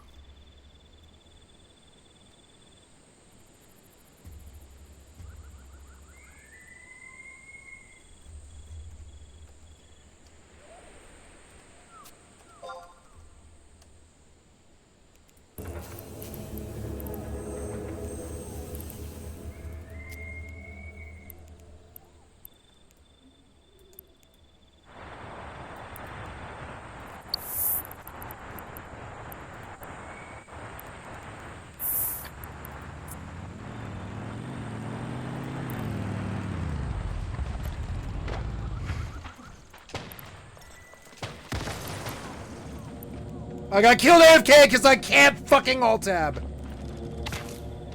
You still won't alt-tab to it. Fuck, I got killed on some road.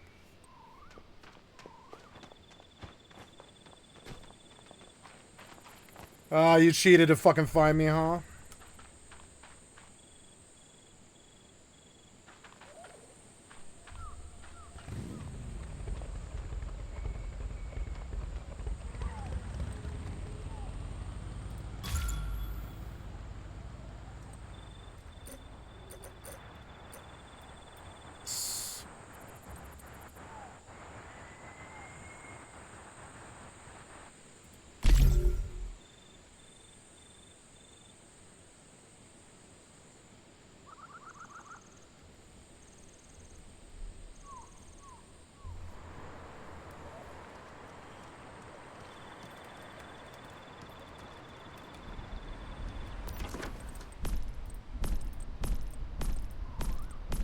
They got all that. They got all of it.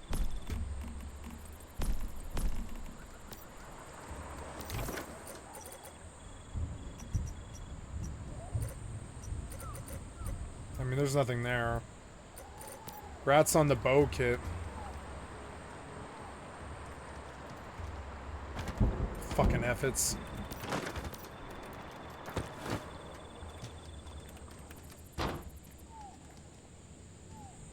Well, I got XP in the mimetic chart, and that's what mattered. I spent the purple before they got it. I had a feeling. I was like, what happens if I get killed right here? So all those fucking axes and everything is fucking annoying. I lost that alloy axe.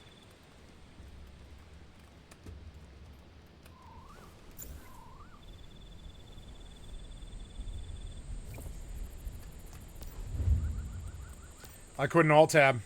Why can't I alt tab? It's just so dumb. Why can't I alt tab? It's so dumb. I can alt tab now, but not when I need to. Why couldn't I do it when I need to?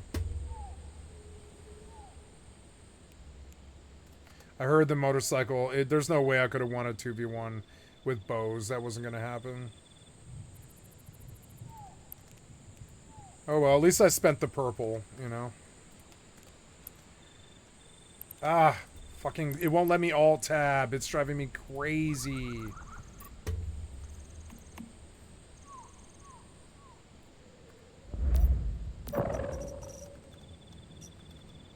Now you're doing it, but you won't. You won't. Like, you fight me all the time. See, you're doing it now. See, I can't alt tab.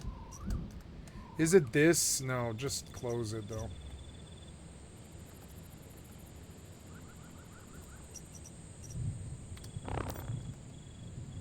Maybe it's that. Maybe it's that launcher. That might be why. Ugh. All these launchers. I missed the event all day long. It's so annoying.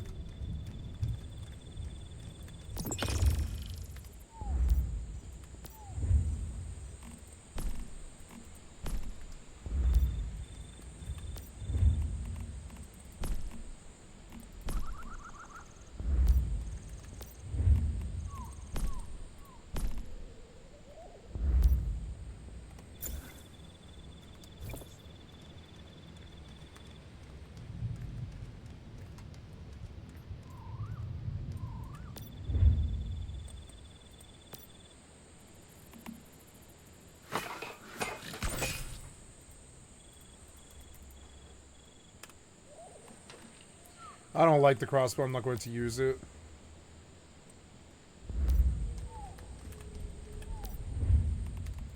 Oops.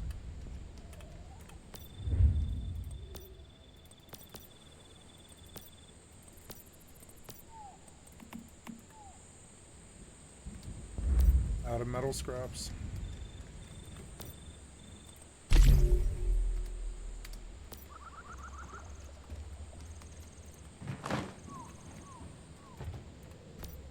I love this mode. It's like Rust when it was good.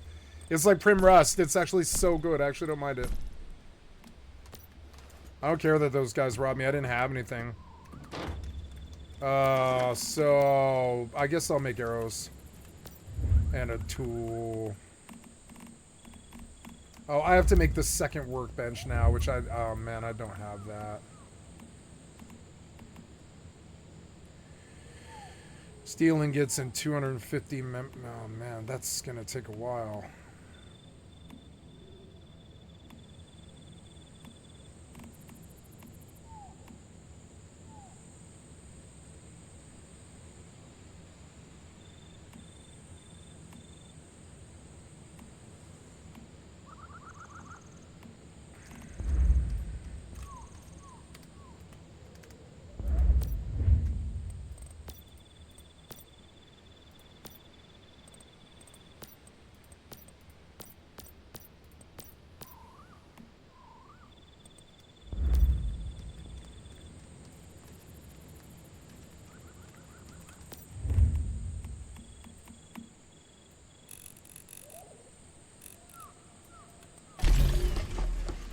I wait 2 minutes on ammo here.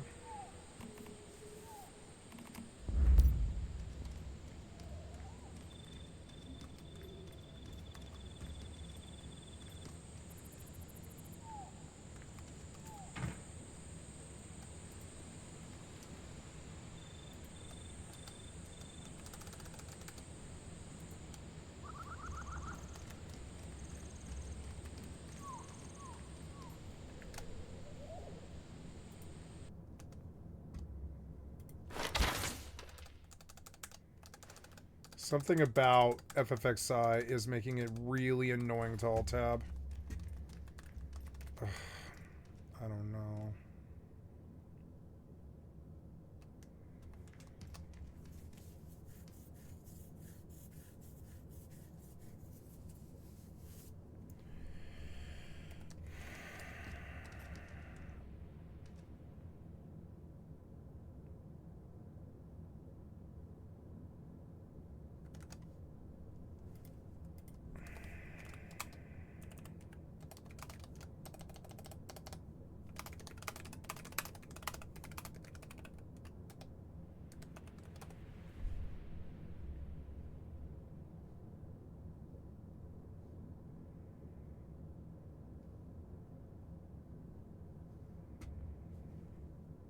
Enabling Windows key.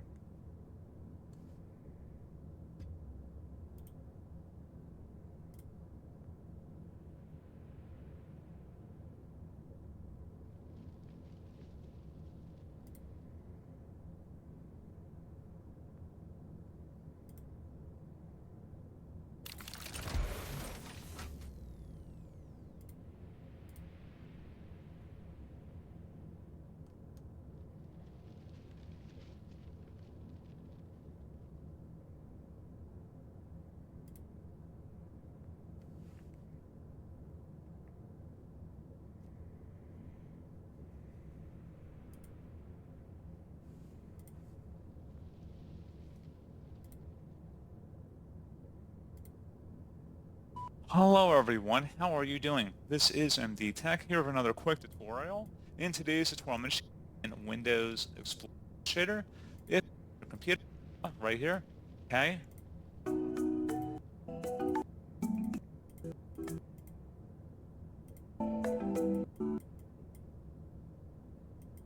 Not working properly has been issue with the Alt and Tab key combination not working properly has been resolved. And as always, thank you for watching. I do hope I was able to help you out, and I do look forward to catching you for now that that's done. Receive a user account control tutorial. In today's tutorial, I'm going to show you guys how to hopefully resolve if the Alt and the Tab key shortcut is not working properly on your Windows 10 or Windows 11 computer. So this should hopefully be a pretty straightforward process here, guys, and without further ado, let's go ahead and jump right into it. So the first thing we are going to do is right-click on the taskbar and select Task Manager. Now you want to locate the Windows Explorer process, so if you want to just scroll down in this list, or you can click on a random process and just start typing in Windows Explorer. And you can see it right here. Go ahead and right-click on that and select Restart. Give it a moment, and then see if the Alt and Tab key combination has resumed proper function. If you are still having a problem, something else we can try here as well would be to open up the search menu and type in regedit, R-E-G-E-D-I-T. Best result. And you can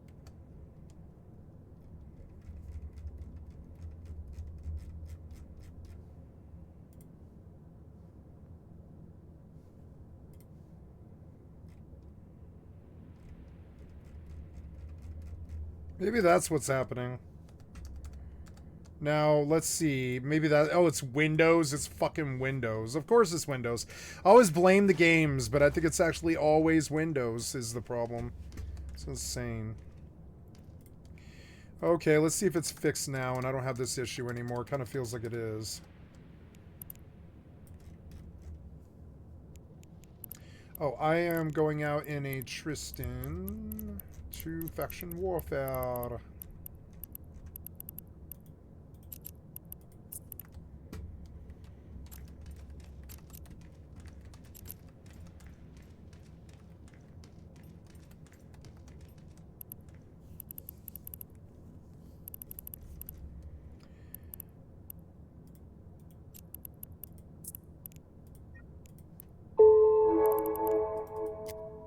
This got moved.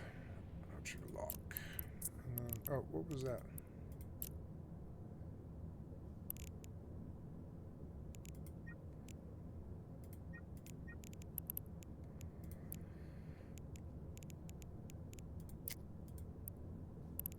I am trying to... Oh, and I want to lock it. Yeah. I am trying to leave, but I want to go open the fitting window. Oops. I hate opening the fitting window.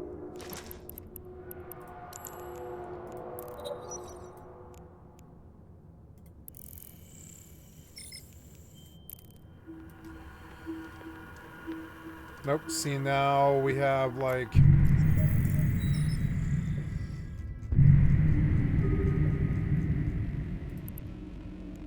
Autopilot engaged.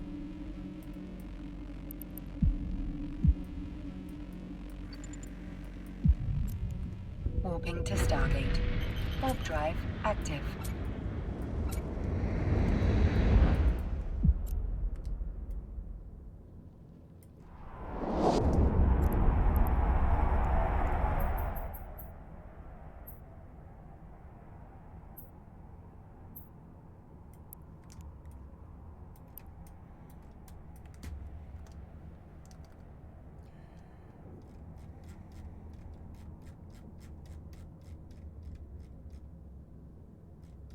Approaching Stargate.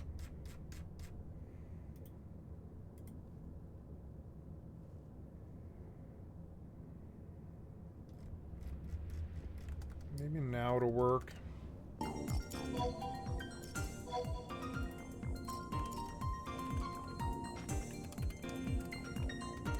Autopilot jumping.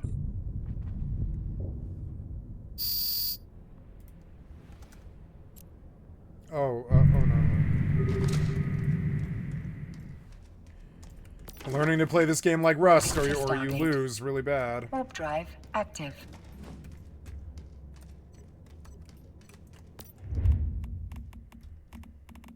Bronze pickaxe. Oh, it's copper. Okay, bronze is copper. Oh, good. Okay, cool. I can, nice.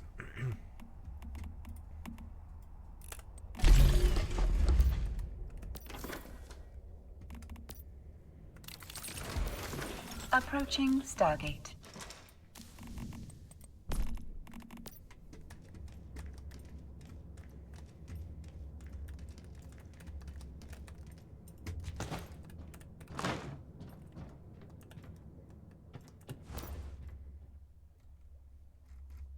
Autopilot jumping.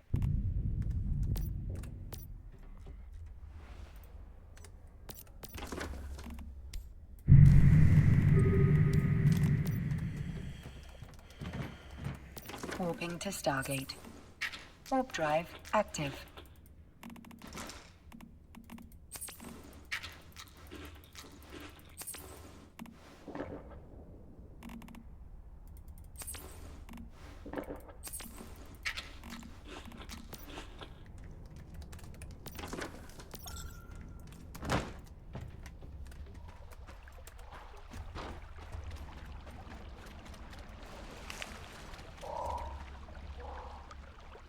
Approaching Stargate.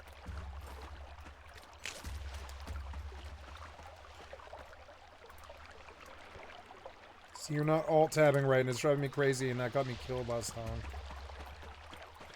Oh,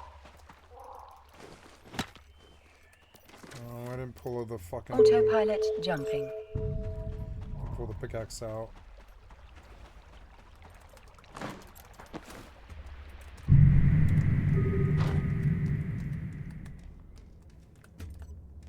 Warping to Stargate. Warp drive active.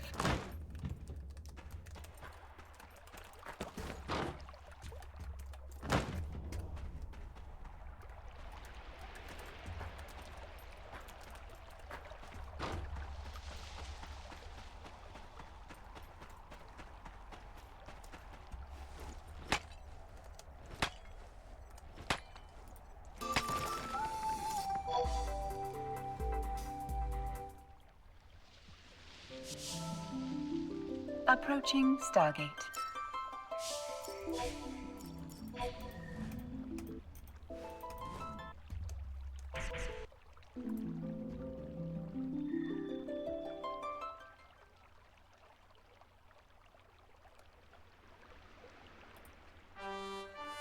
Autopilot jumping.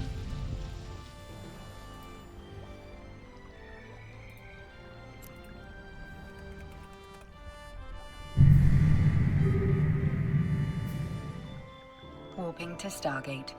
Warp drive active.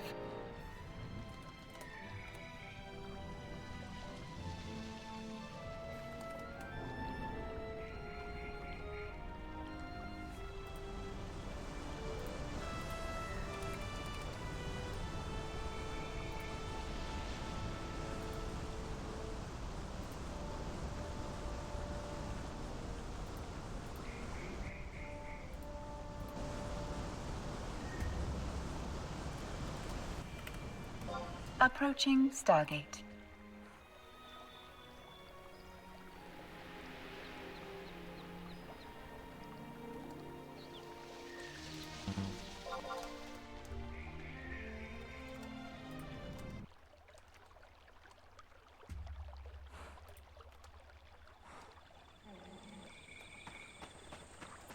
Autopilot jumping.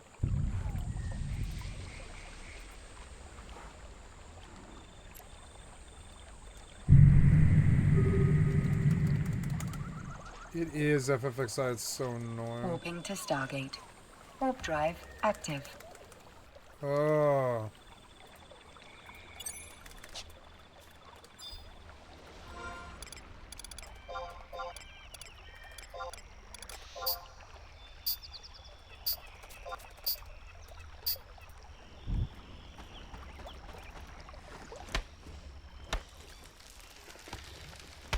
Approaching Stargate.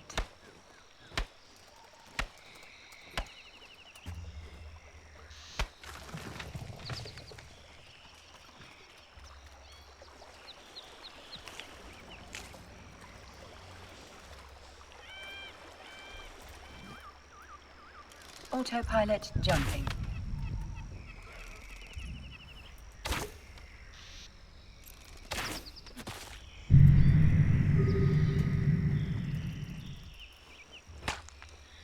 Warping to Stargate. Warp drive active.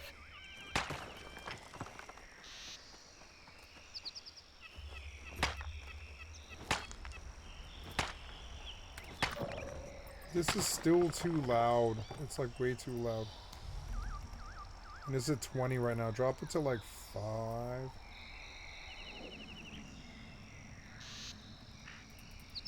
It's the master. Approaching Stargate. The master at 0 and these sounds are so loud still.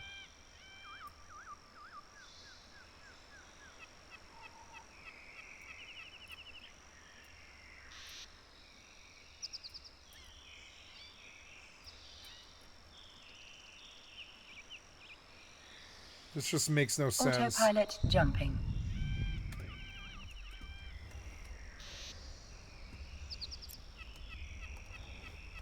Oh wait, is it FFXI? It is, huh? It Warping is, it's to Stargate. FFXI. Warp drive active. There. That's the highest I should have FXI.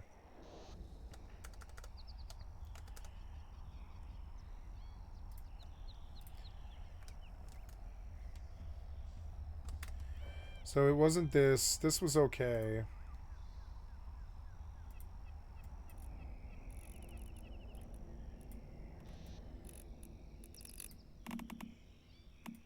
Approaching Stargate.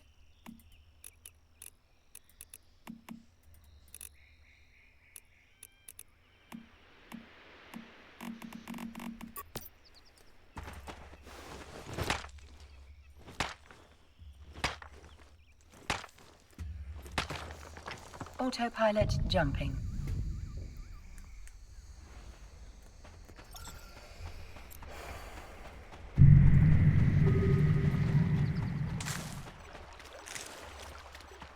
Warping to Stargate. Warp drive active.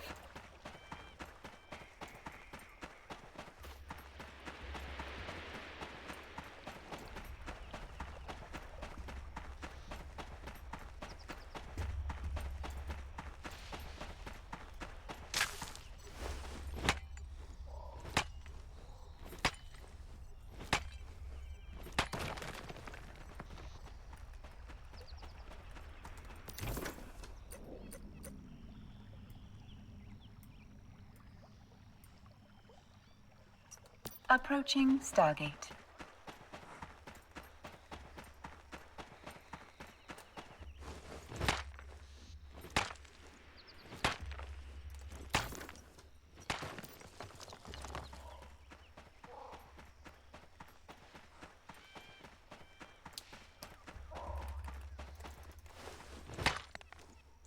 Autopilot jumping.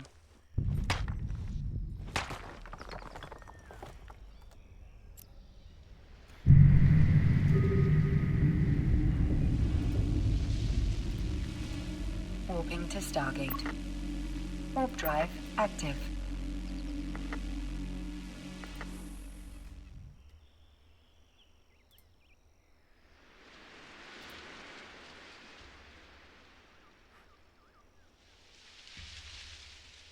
Approaching Stargate.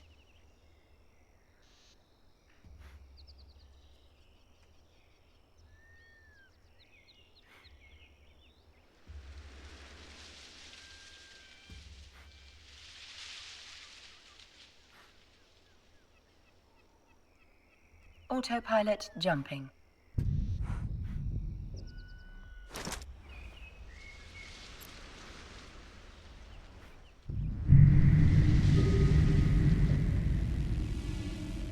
Warping to Stargate. Warp drive active.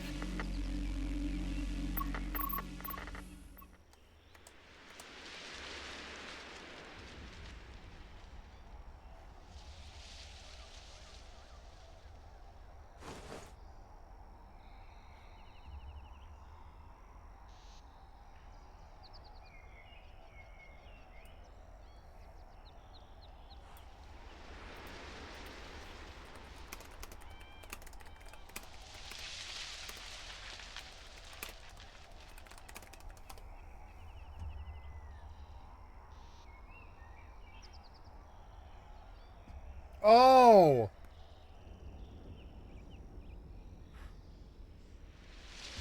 I can mod. Okay, I have to log out. I can fix it. Apparently I can fix it.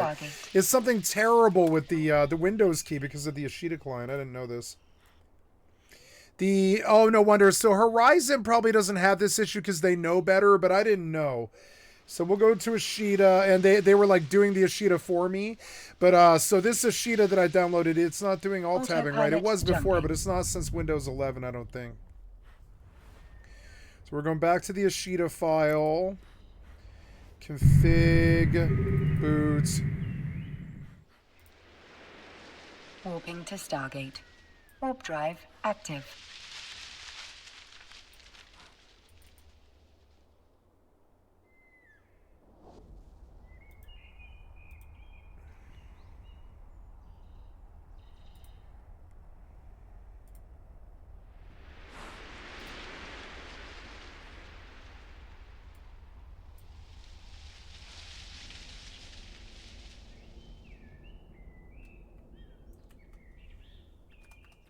Approaching Stargate.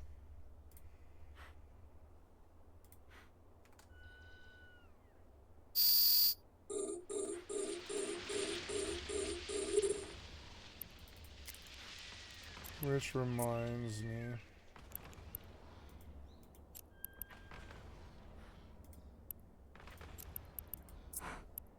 Autopilot jumping. Oh, also. Oh, I'm out and about, aren't I? Yeah, I should go back home if I'm gonna AFK. See, you're making it very hard to alt tab and it's driving me fucking crazy. Warping to Stargate. Warp drive active.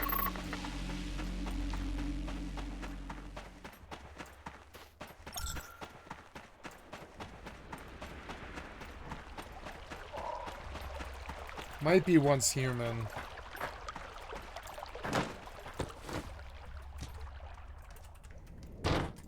So if I close once human.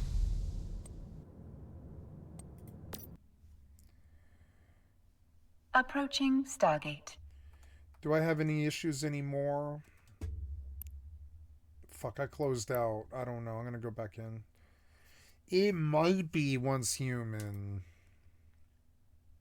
Needs to be in windowed. This problem is driving me crazy. I just got killed because of it, and now I have to, like, pay attention to it. I don't want to, but I have to pay attention to it. It's fucking annoying.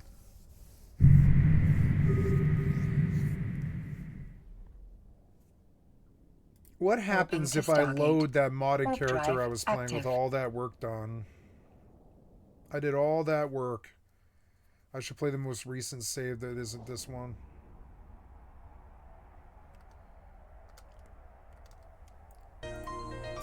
It is once human. It's once human. I don't think it's the window we're getting the issue. I think it's once human, and I don't know what to do about that. Let's see. Let's see. Once human client approaching Stargate is messing up all tab. What's this now? Oh, I got tackled, did I? What is this? No. It's just mobs. Autopilot jumping.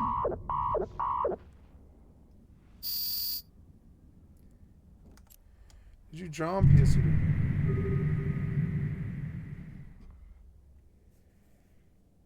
Warping to Stargate. Warp drive active.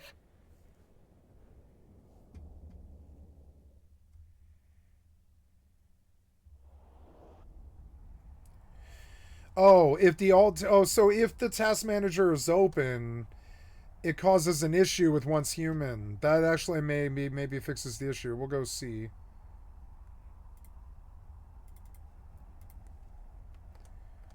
I'm gonna run FFXI and just fucking fix this issue. If I could diagnose what it is, I never have to deal with it again. I don't care what it is. I just want it over. The alt tab is killing me. Approaching Stargate. Whatever it is.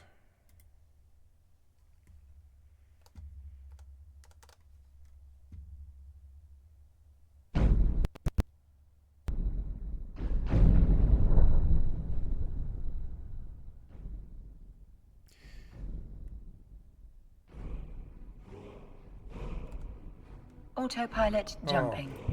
What is this?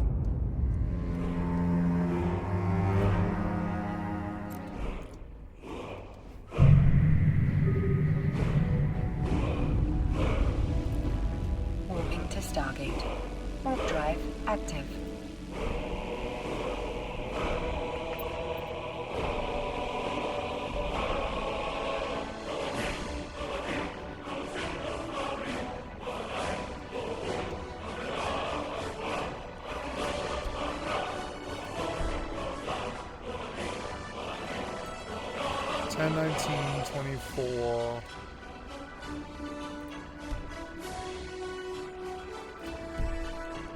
Approaching Stargate. This is my modded save, I think.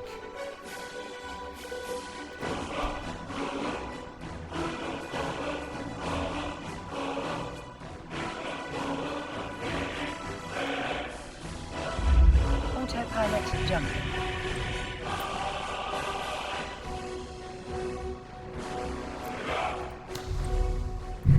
Oh, that's what it is.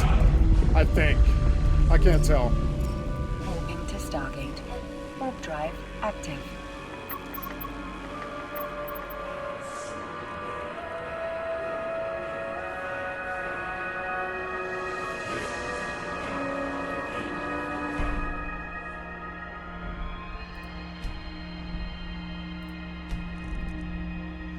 No, I have to start over until I download all of those mods. Approaching Stargate.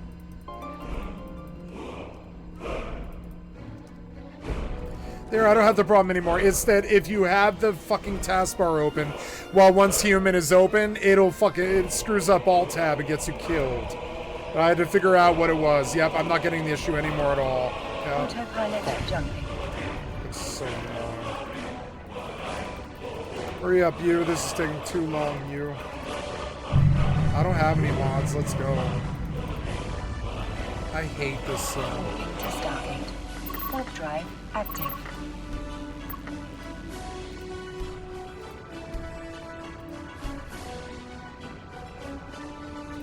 It's obvious that all these saves are fucked. I don't know. Well, no, they're not fucked, but this one is. Oh, damn it, I spent some time on this one, too. Yes, load this game. Yes, download now. Yes, go.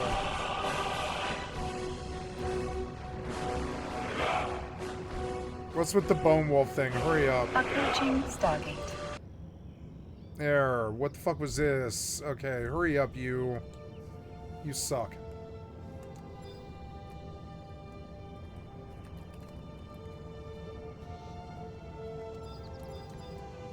Why do you keep talking about bone dog or whatever the fuck? What is a bone dog? Autopilot jumping.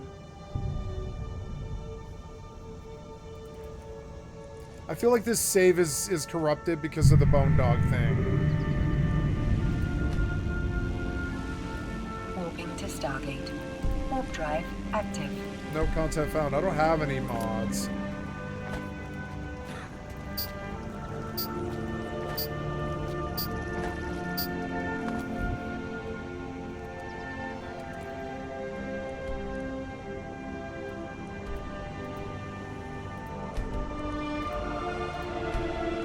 Approaching Stargate.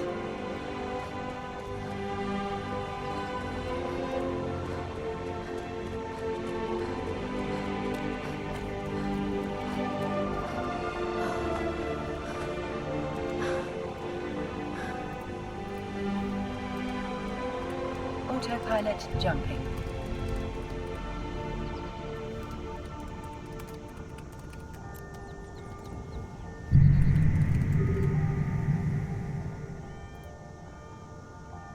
Warping to Stargate. Warp drive active.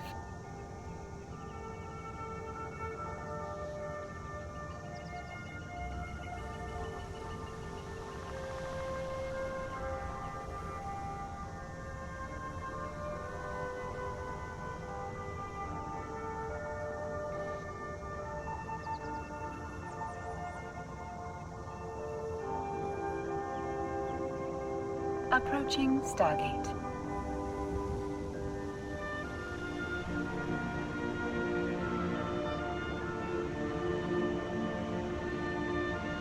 Oh, Anissa's cabin is what I'm looking for.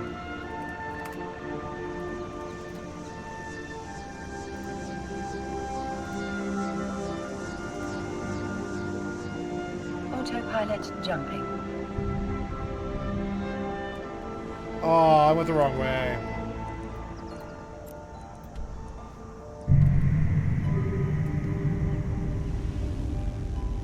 Anissa's cabin is right there. It was right there the whole fucking time. Now I've got to go all the way around the fucking lake east again. But I did discover a whole bunch of places, whatever.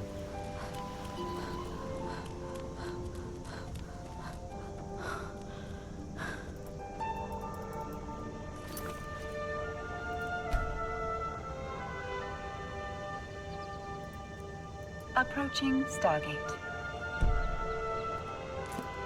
Yeah, but this game can't see the button for whatever reason.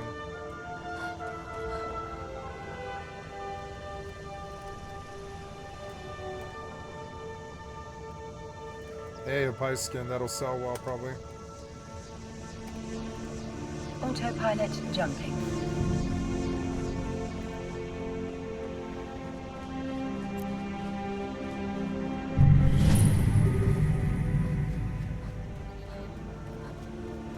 Warping to Stargate. Warp drive active.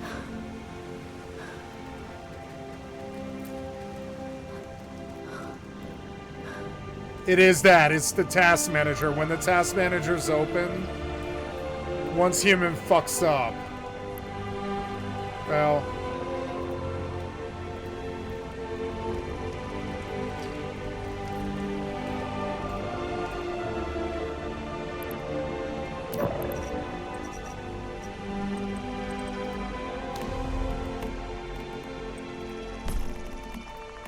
I want to put it on very high. Stargate. And I want to restrict their frames.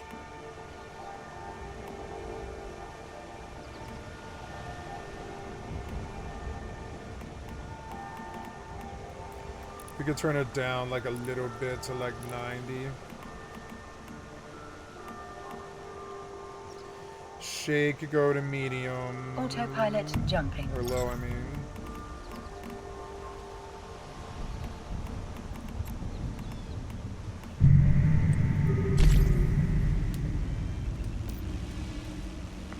Warping to Stargate. Warp drive active. Yes, much better. Oh, and the view distance. I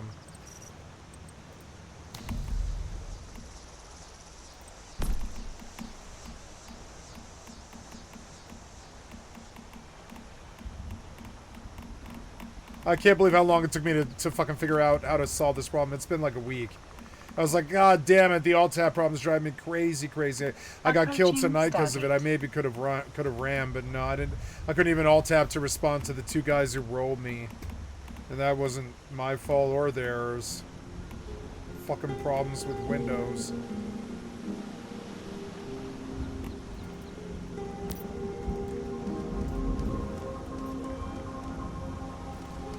$8:30. Autopilot jumping.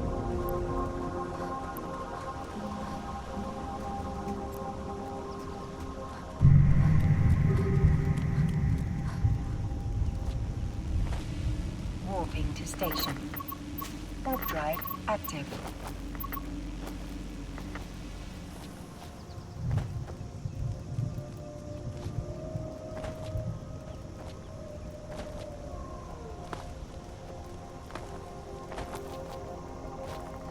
I wish I could get Oblivion Remaster to run.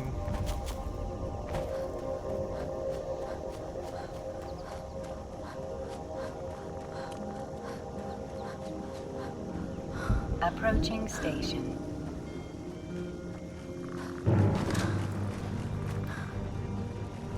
Oh no, it's a bone dog. Rock joint. Oh no, these guys are gonna kill me. Maybe I better swim away.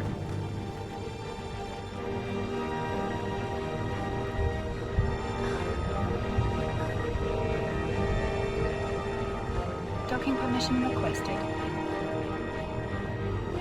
Docking No, accepted. bone dog is.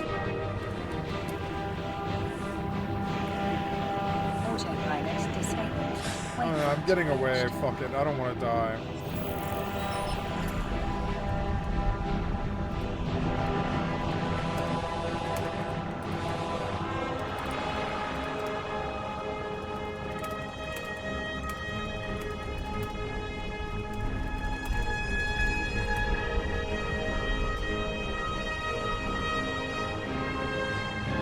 Oh, okay, Bone Dog is Bethesda. Okay, never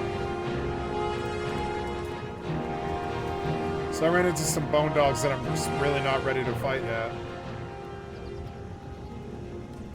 You have a cooking thing? No.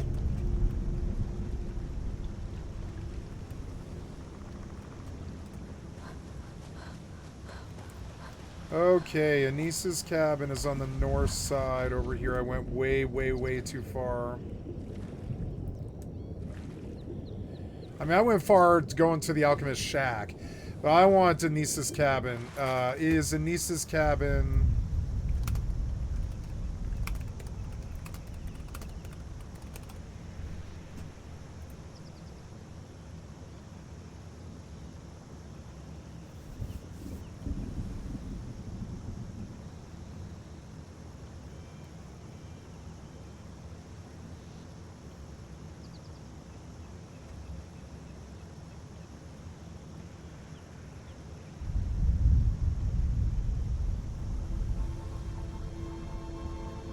The cupboard and the dresser are safe. The barrel is not. Neither is the satchel. It's only cupboard and dresser.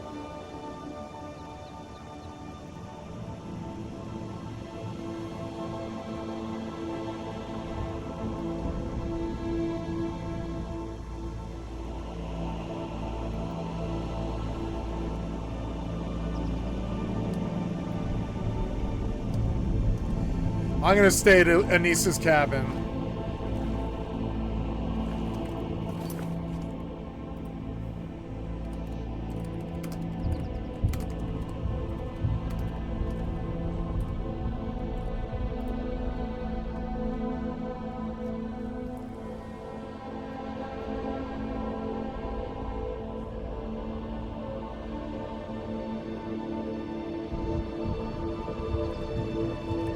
She'll attack me if I go in the cellar.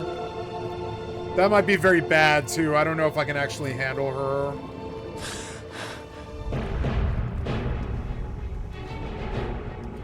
Oh no, slaughterfish. Get out of the water. What is that fire? It's a mage fighting wolves. She's a... I better save. I haven't saved in a while.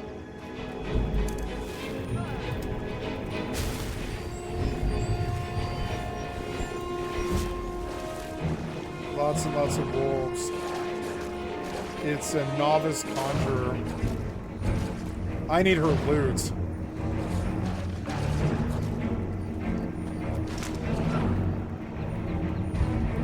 They're gonna kill her and I can loot her. And she'll have good loot.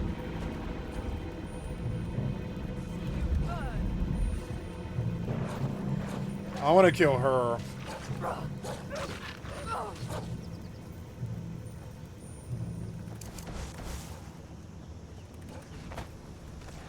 This is cool. I like the sandbox stuff of the conjurer fighting the wolves.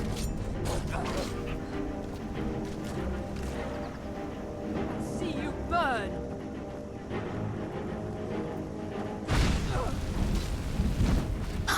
Oh.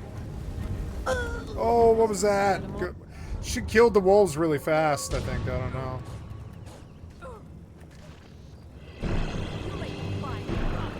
She killed them both.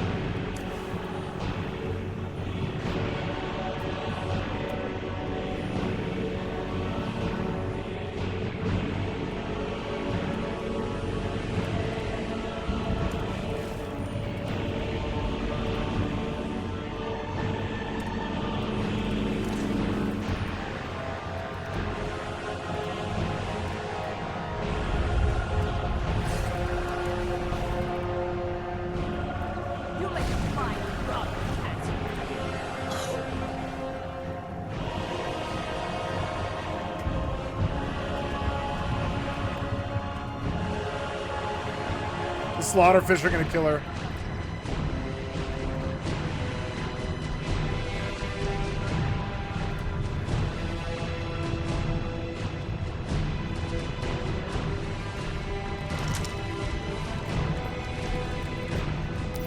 Look, I don't have the alt-tab problem anymore. Yay! I figured out what it was.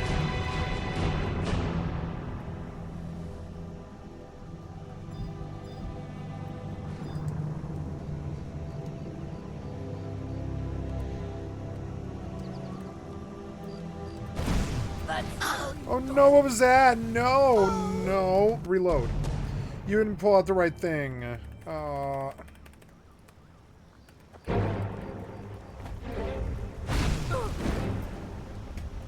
See you burn. I'll see you burn.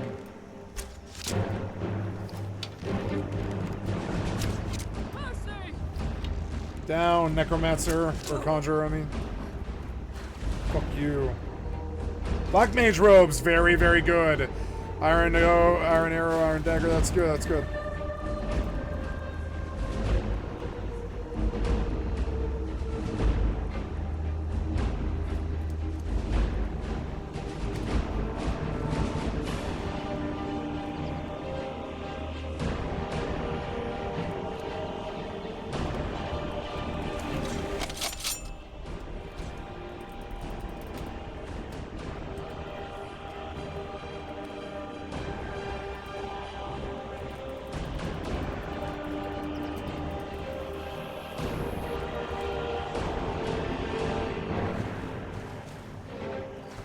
Save.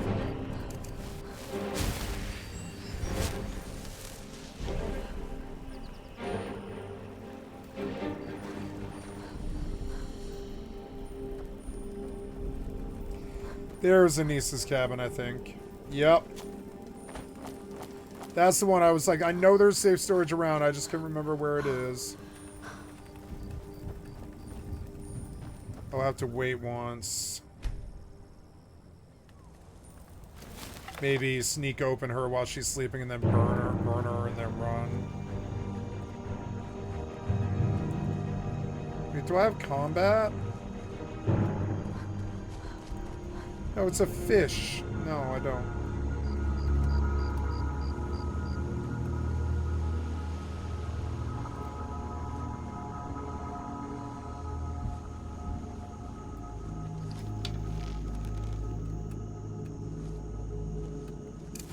You are so annoying. You want to tell me you moved right now? Just right now. Come on now.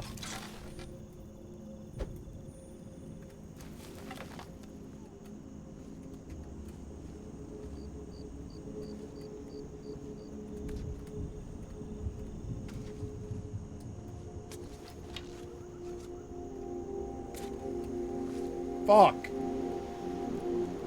You are so annoying.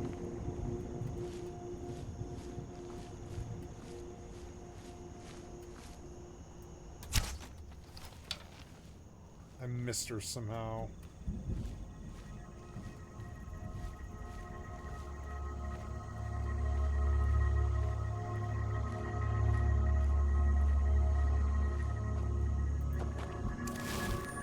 How is she seeing me? How are you seeing me?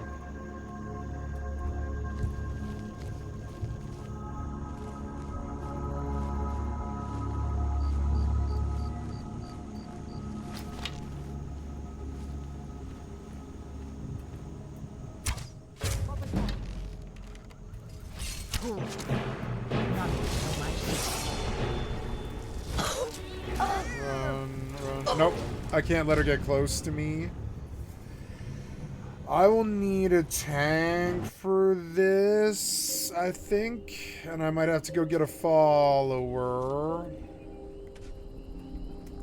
If I can go where she can't reach me, I can probably kill her. I don't know if 9 arrows is enough, but we're gonna try. Maybe with a, like a sneak attack opener.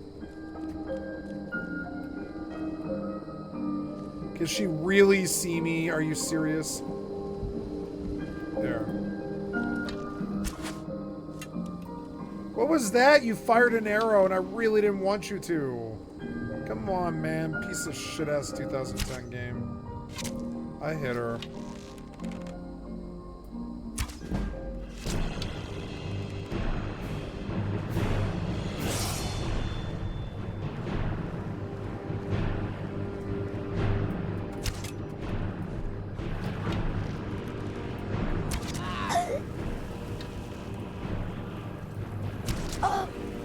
Oh, she came up the goddamn mountain. You're so annoying.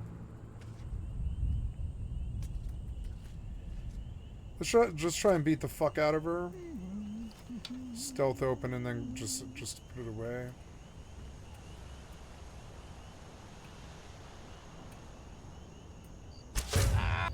Fool. None know my secret.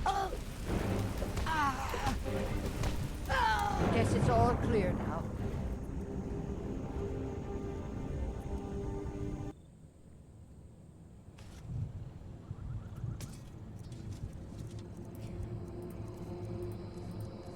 I think in the chest is a scroll that'll tell that will paralyze her. I'm going to go get it.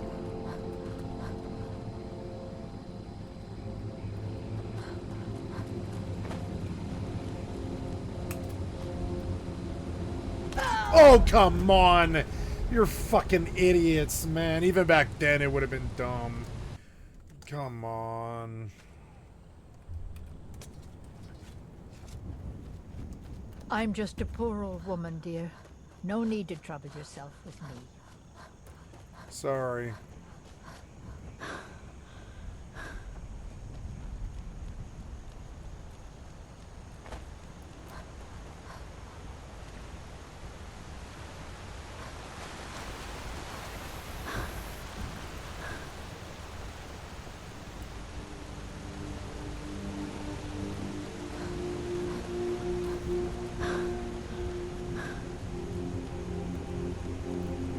God, survival is a lot of running. I missed the event again.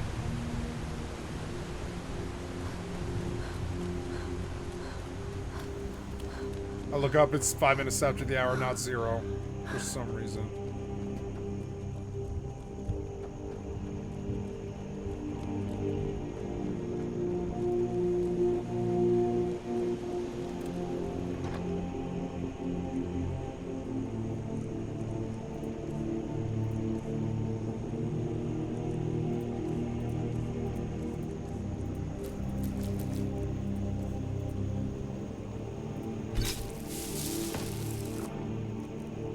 Somewhere in here is a scroll of paralyze.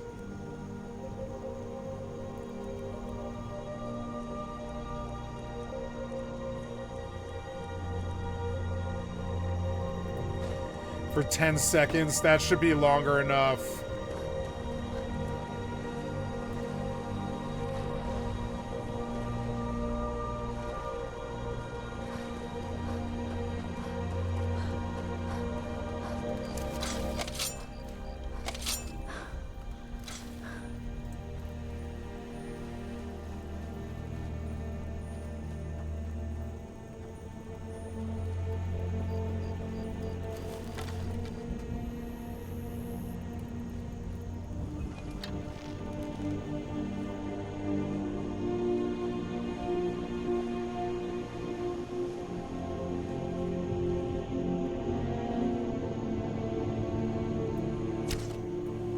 God damn it.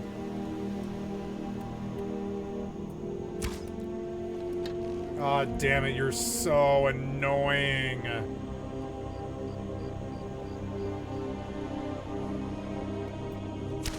God damn it, you're so annoying.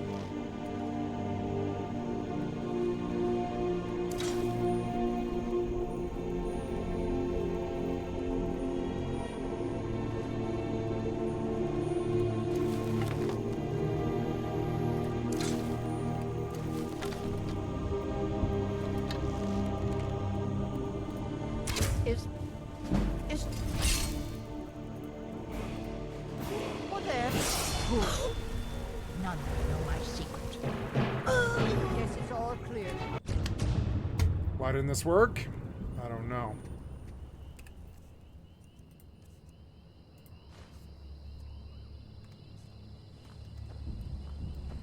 She resisted.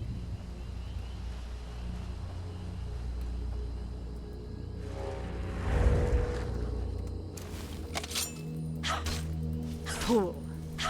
None know my secret. Guess it's...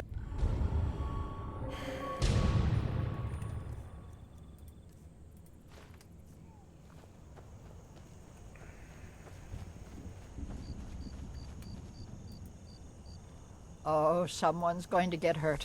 I just know it. Nope.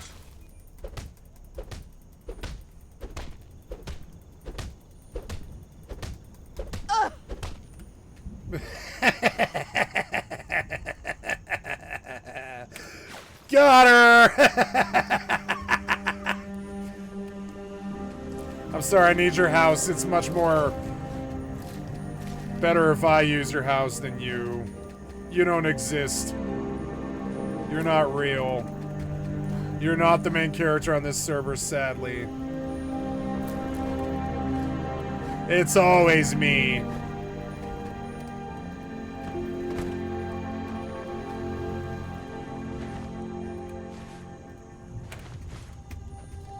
Does her body go away after a while? I should hide it.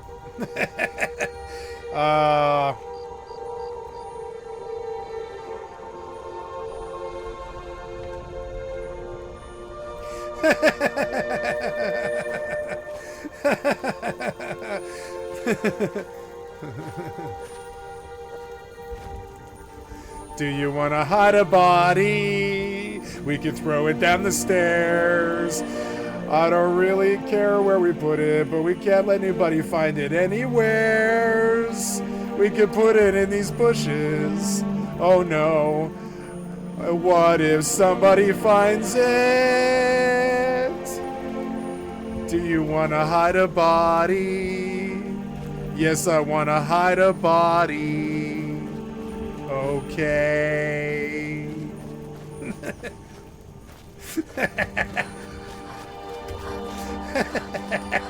God damn it, I'm sorry. Anyways.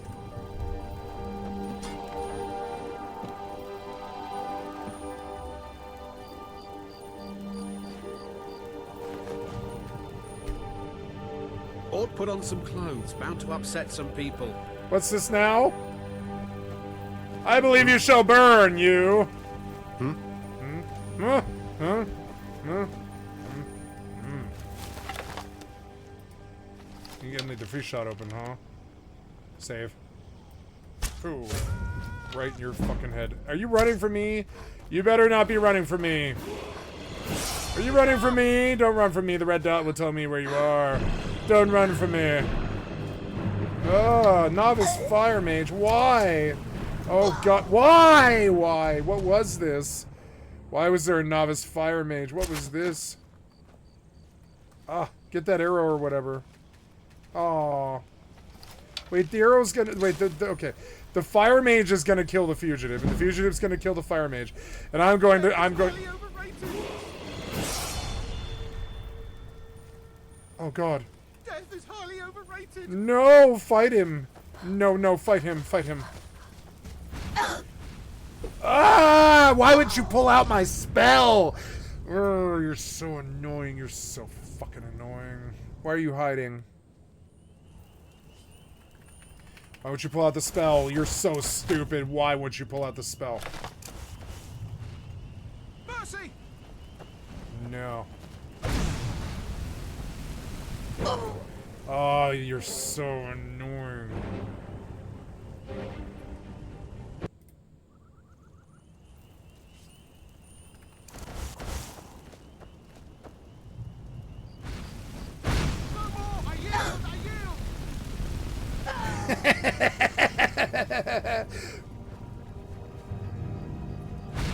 Damn it. The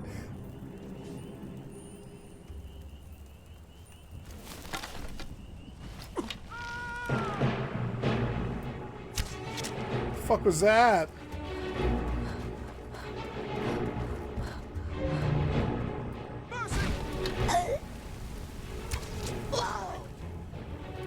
Ah, mages are so annoying.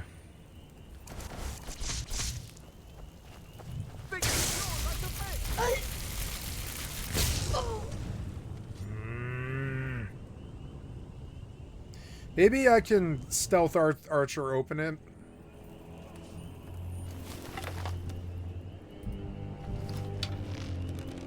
I cannot best you.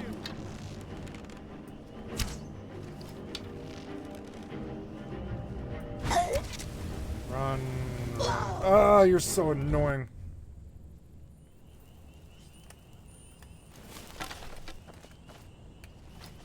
I cannot best you.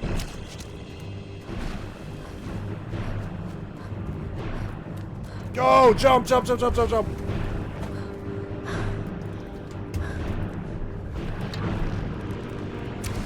You're so annoying.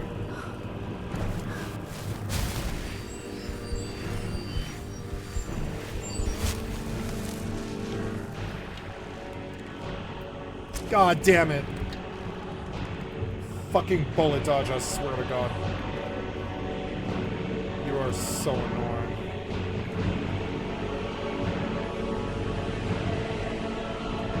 Hurry up, you.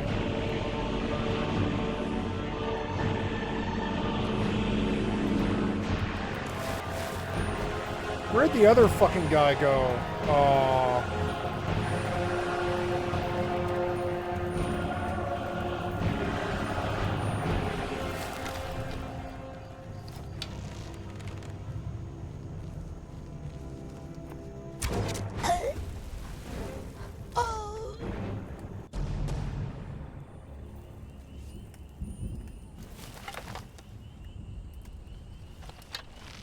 Please don't kill me.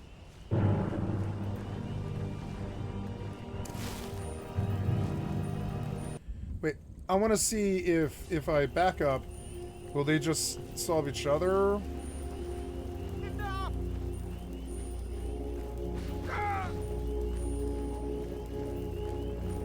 That's your fast.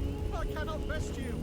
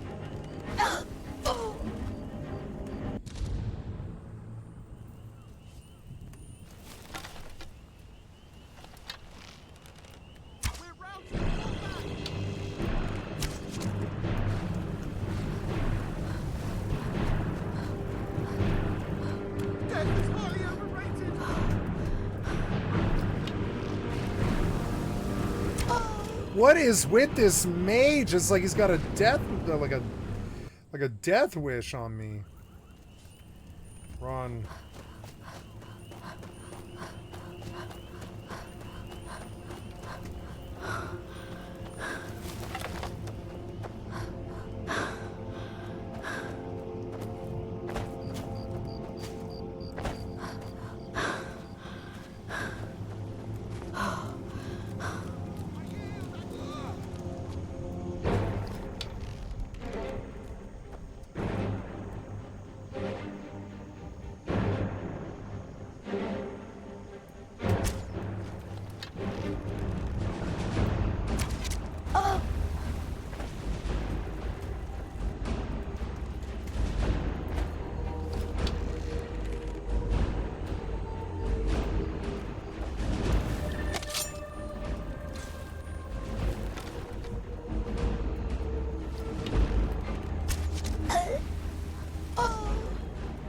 You're so annoying.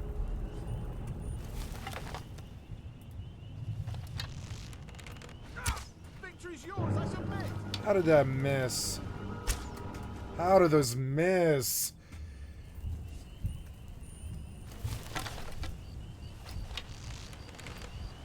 Victory's yours, I submit.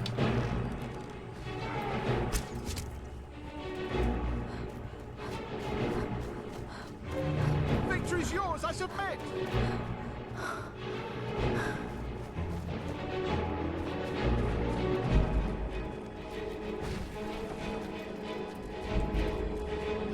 Fucking asshole mage.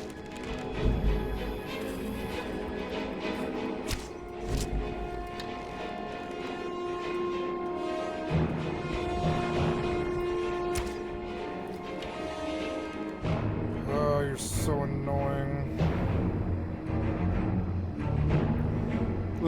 This fucking mage is hilarious. I'm gonna run out of ammo, aren't I? Fucking so annoying. Oh, I hit him though, I hit him.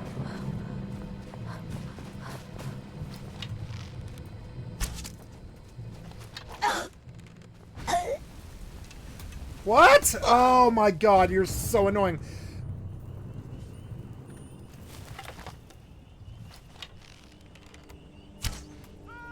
That should have hit him.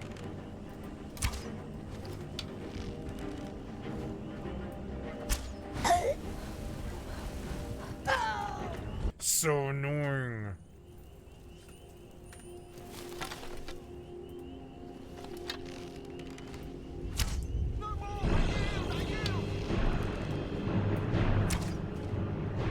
Get up.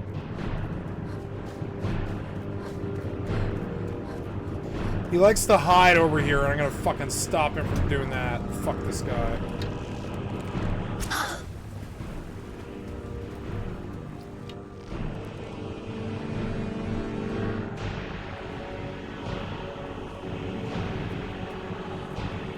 Oh. Oh.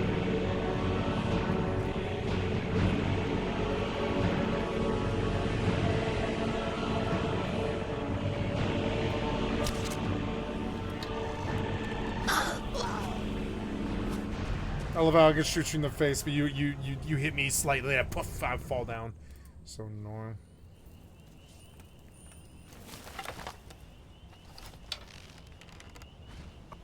Death is highly overrated.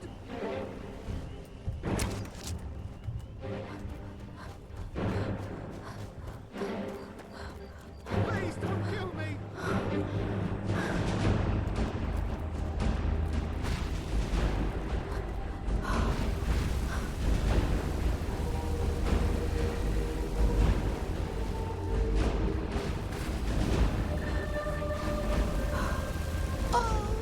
Damn it. Why does he run faster than me?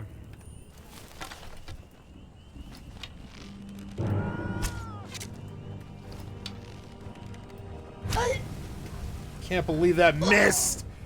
But you get to melt me. So annoying.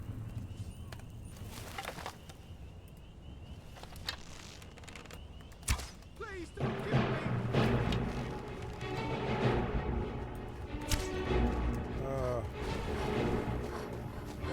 I cannot rest you.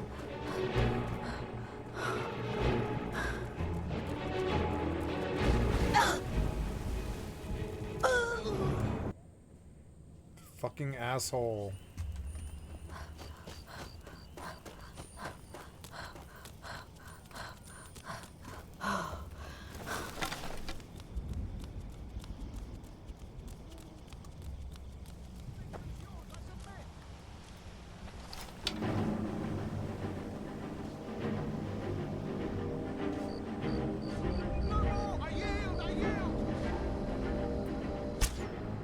Missed him.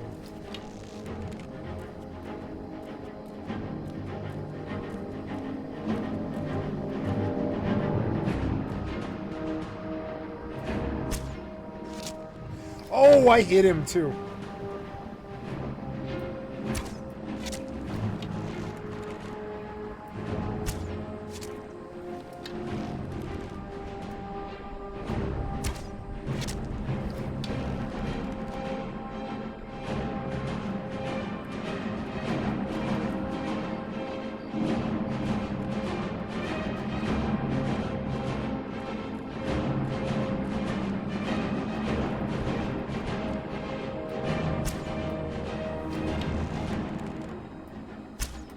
Uh-huh, sure.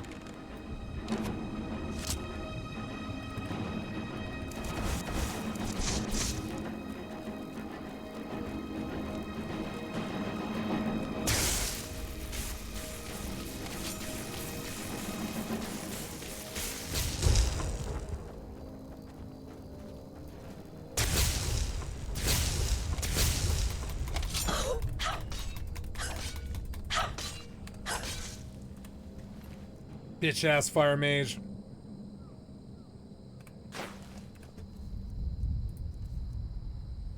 Oh, hopefully that's some gold.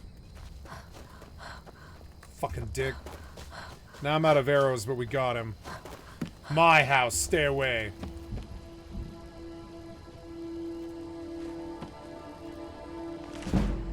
Ooh, alchemy to 21, nice. Okay, this is where I save and play other games.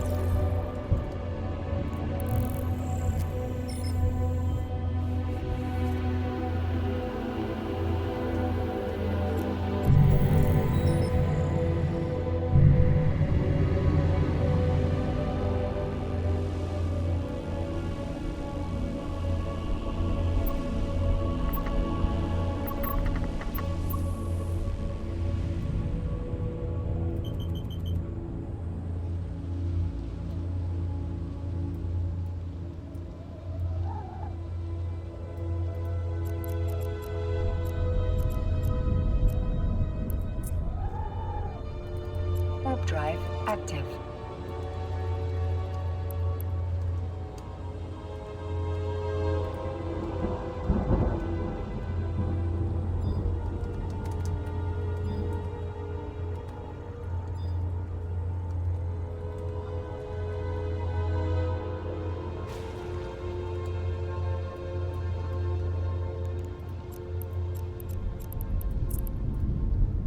Warp drive active.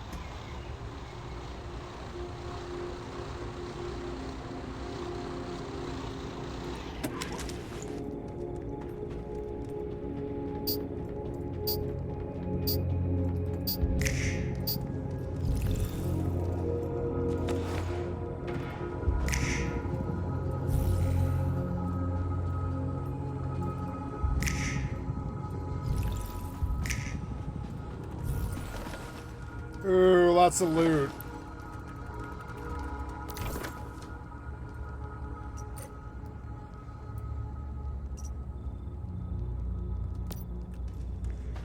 Look what's at the end of it. It's like a whole loot room without any guards.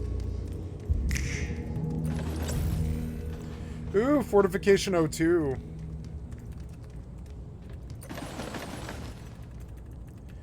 That might be good.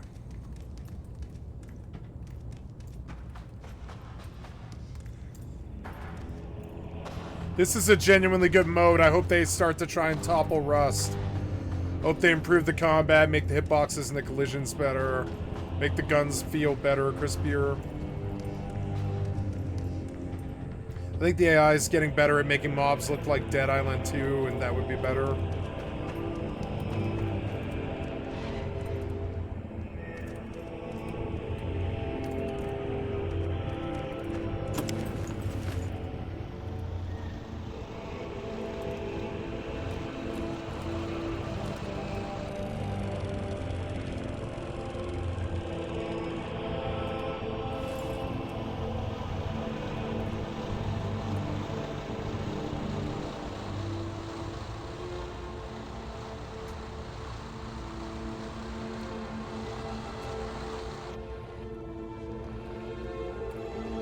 Bikes.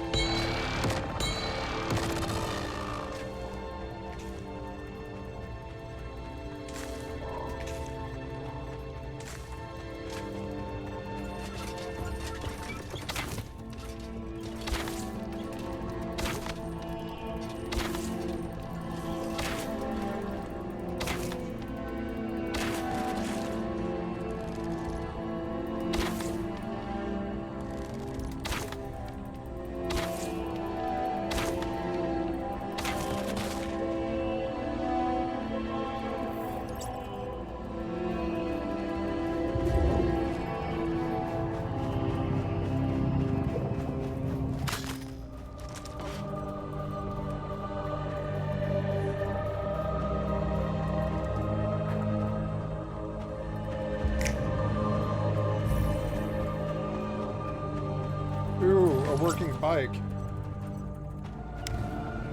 Somebody here? I don't know. I want to get where I can get out fast.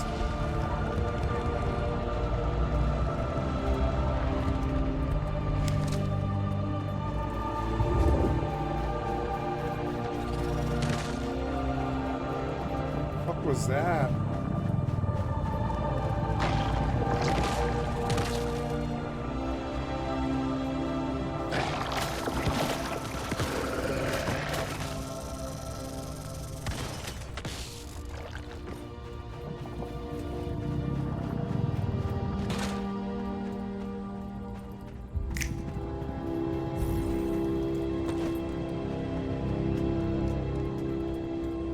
There's a good loot gap I can carve over and over again.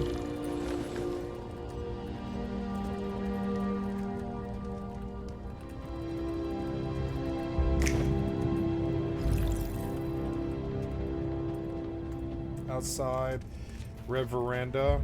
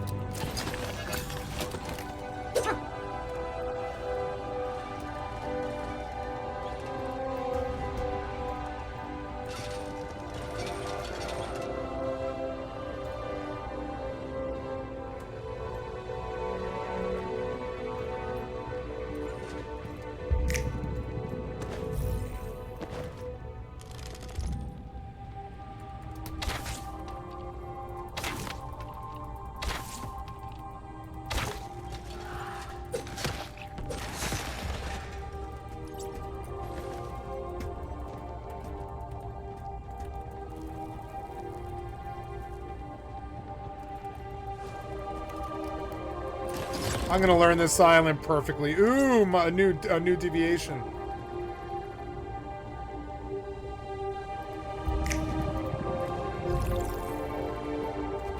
I love this mode. I'm addicted to it.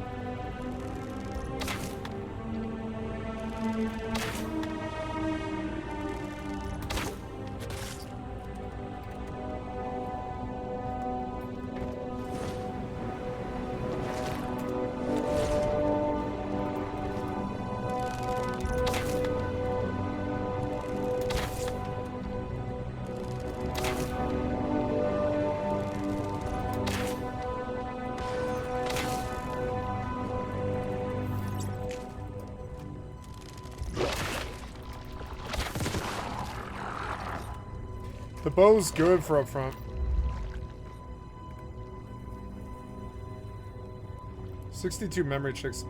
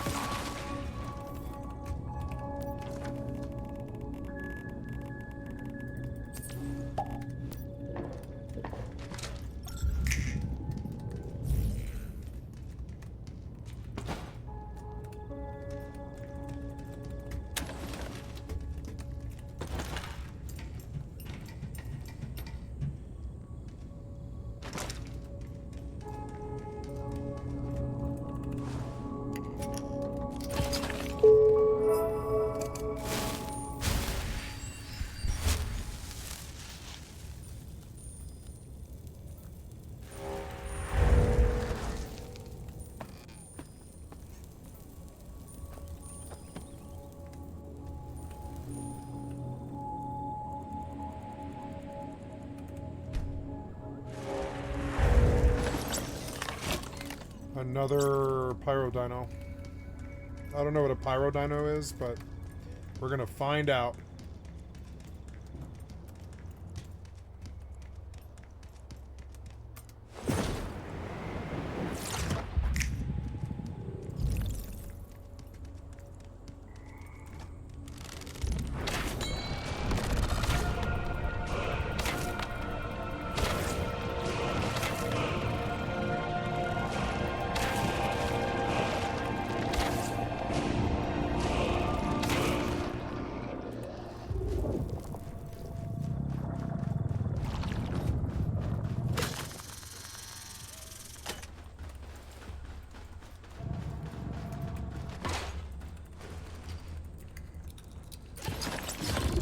Ooh, I got a gun. Very good. Ooh, 83 rounds? No, no rounds. I thought it said 83 rounds, but no. Gun is good. I didn't have to buy to it.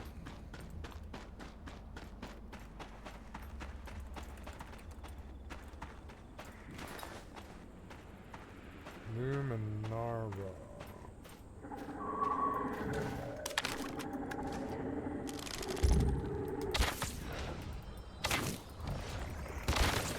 No! She one-shot me, that B word. That fucking B word. How was I supposed to know that? How was I supposed to know that? Oh, you fucking B word. You fucking B word.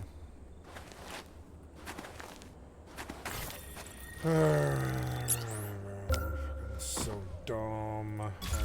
go. Oh, look, I have a thing halfway. Nice. I have a thing halfway. I could just run to my body. Yay.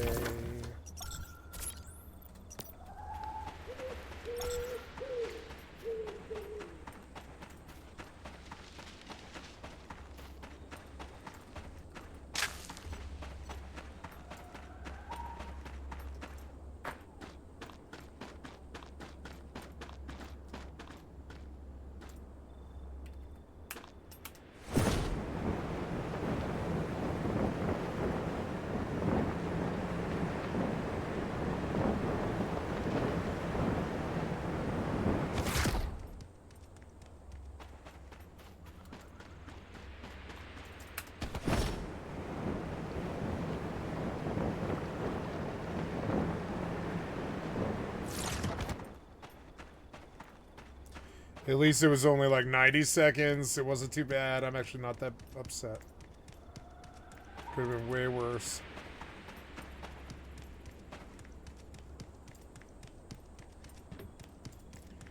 She sucked. I'm not ready to fight her at all.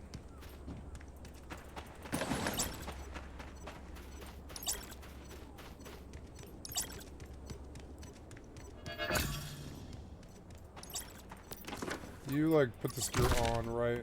Yeah, you did.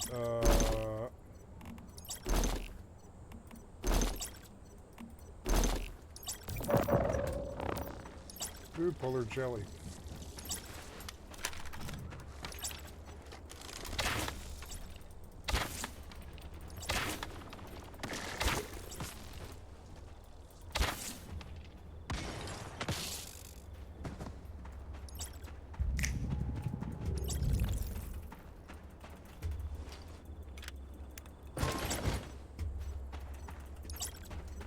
I'm gonna spend my medics now because I get this bad feeling someone's gonna come kill me. 160 is insane, so I'm just gonna buy all the way to advanced chainsaws or whatever it is. Yup, just do it. And then, sure, oil refining.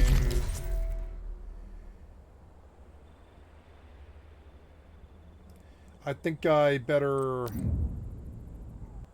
buy through to the pistol. I rock 2 of those. Shotgun.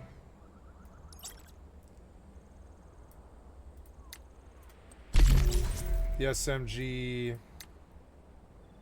The Glock. And that made this run all really worth it, and I realized to bank in the field. That way they can't take the chips off you.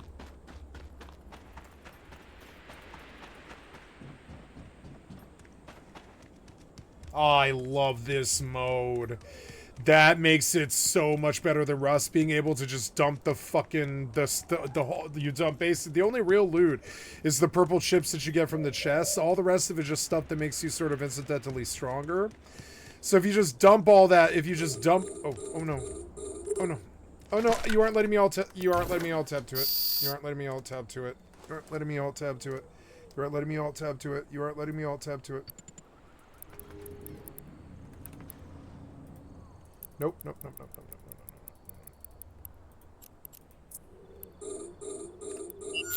nope. Please, please, please.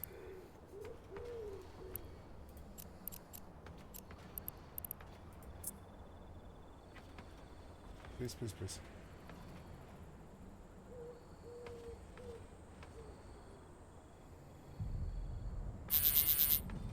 Please. Bang the Bold and a Federation Navy what? What is it? I can't see it. What's he in? It's a comet. Okay, BB comet. Okay. I might get him.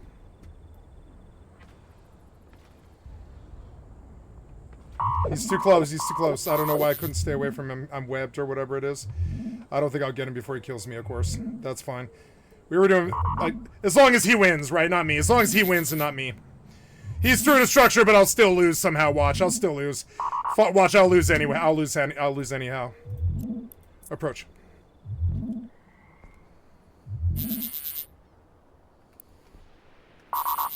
No, no. No, you fucking asshole, no. No, no, no. Kill him, kill him, kill him, kill him, kill him, kill him. Kill him, kill him. Kill him, kill him. Oh my god, he got away, you son of a fucking bitch. I can't believe you got away.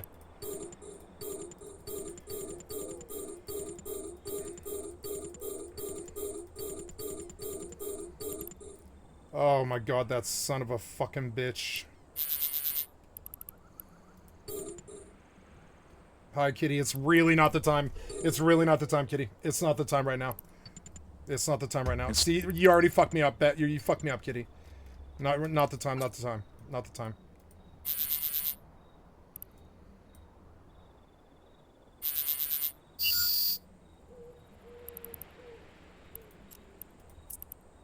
I don't care if you're faster than me.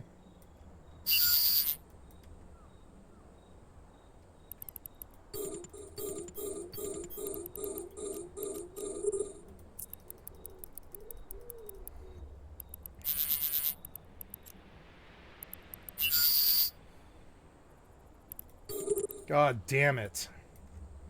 Kitty, you came back even though I just kicked you off me. And it's like you had to distract me. It's insane, Kitty. It's really rude.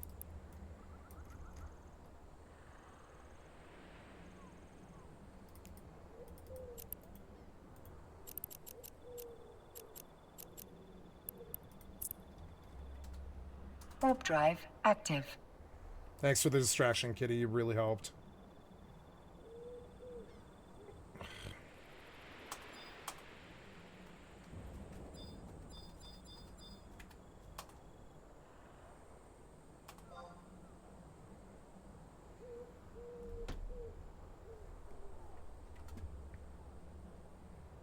Well, I didn't die. Docking permission requested. Docking request denied. Denied.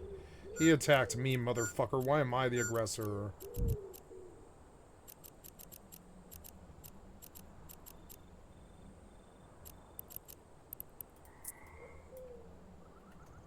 Warp drive active.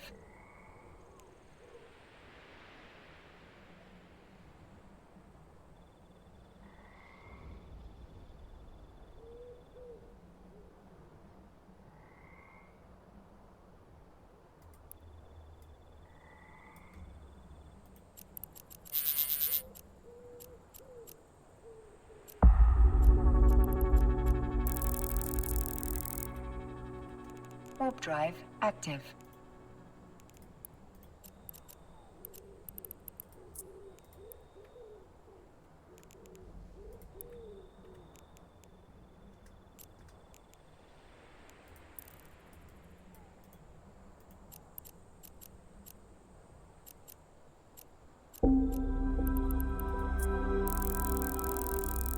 Warp drive active.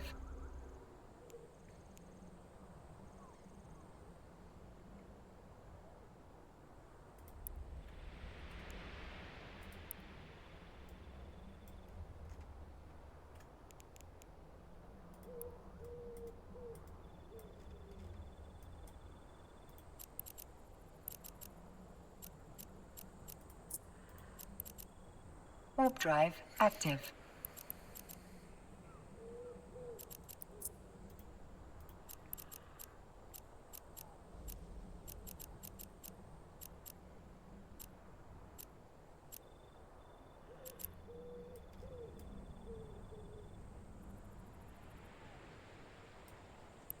I'll wait out the aggression timer and go repair. Please let me alt tab. You're so annoying.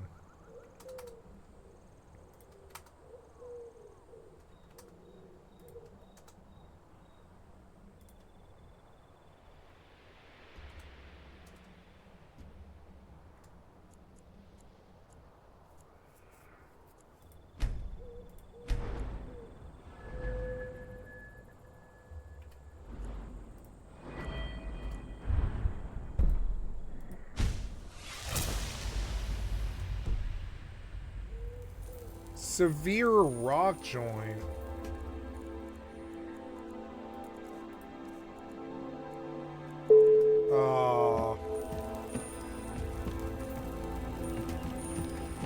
It's turning my face red, I think.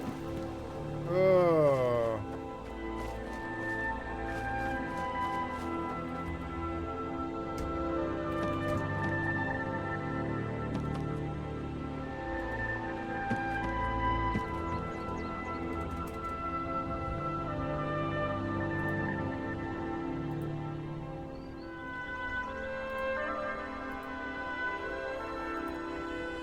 Skyrim, is there a cure disease in Riverwood?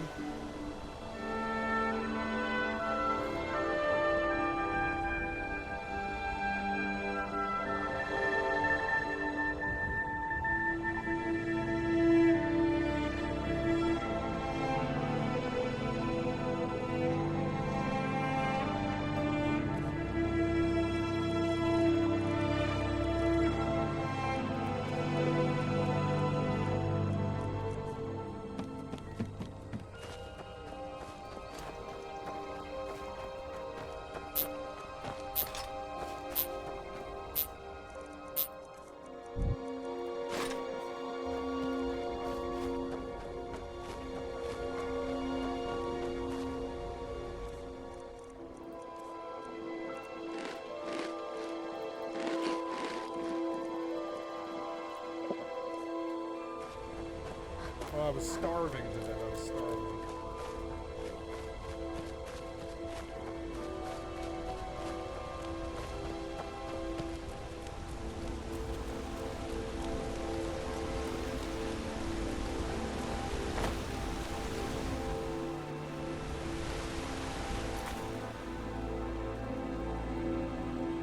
Hi, Kitty. I'm sorry, Kitty. I was busy.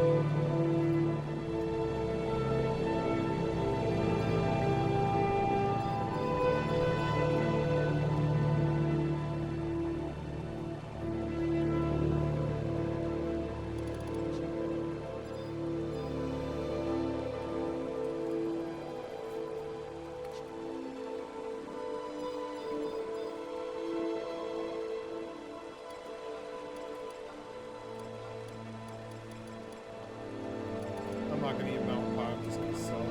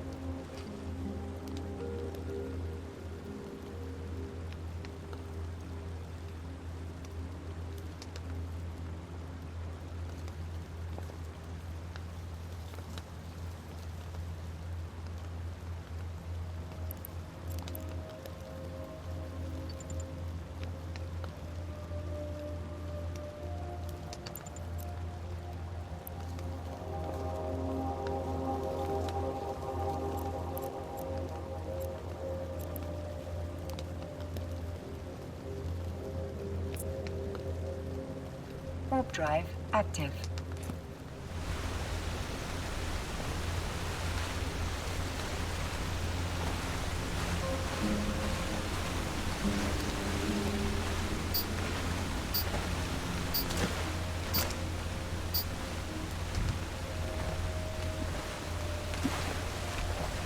Docking permission requested. Skyrim on GeForce Now is really good. All the problems go away. The client doesn't crash.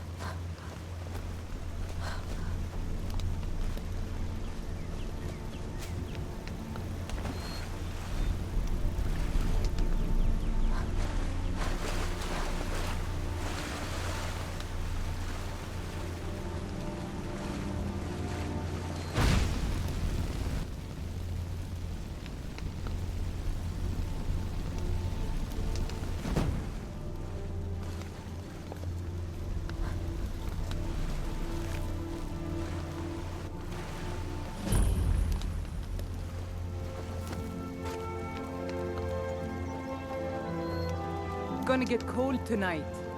Might want to at least cover your delicates.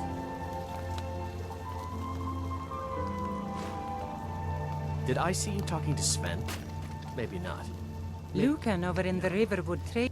Here's the key to the... If I were you.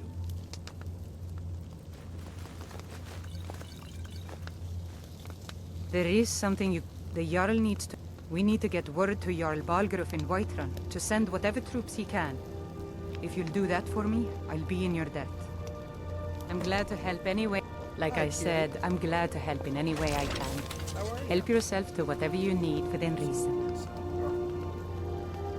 I'm safe in my base. I can cuddle. Yeah, I can cuddle. Hi, sorry about that. I was just very busy. You know, this is my job, kid. I'm able to stay here with you all day because this is my job. I know you think I'm doing nothing like everybody else in the world. But no, I've built something really beautiful in 50 years. It'll make sure that I eat when I'm alive, you know?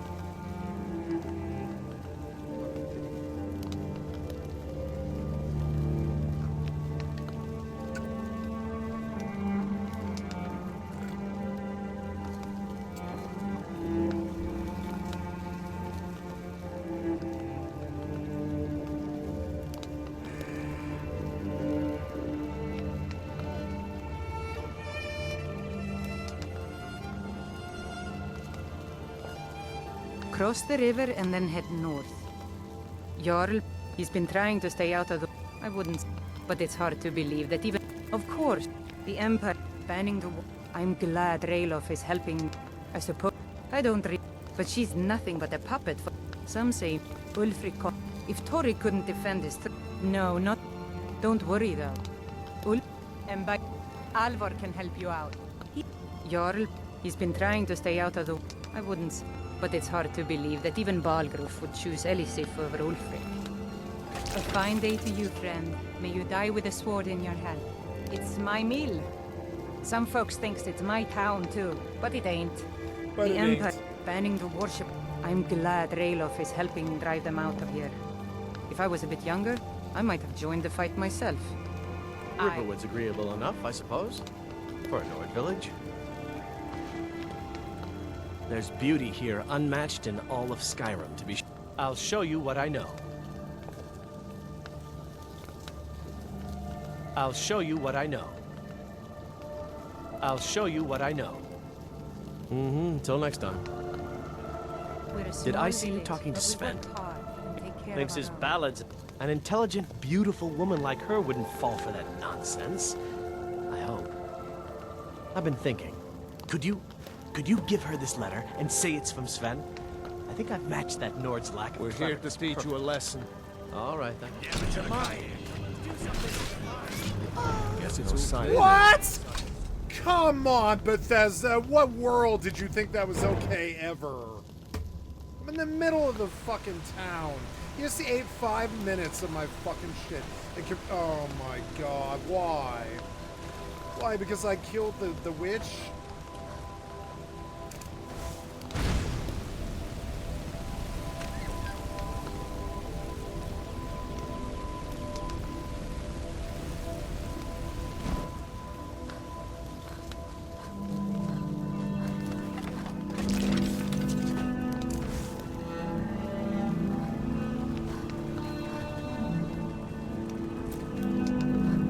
Damn, you just ate the last 10 minutes. I forgot to save. Well, this is why 76 is a better game.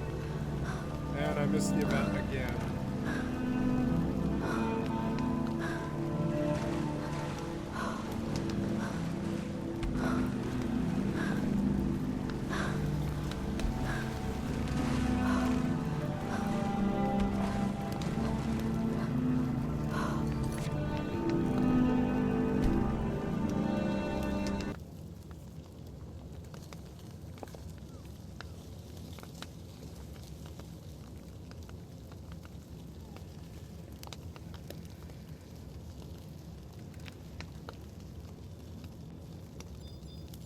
Is there a different way to alt-tab?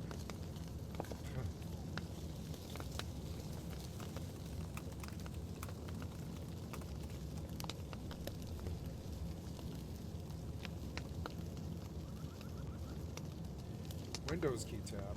Oh.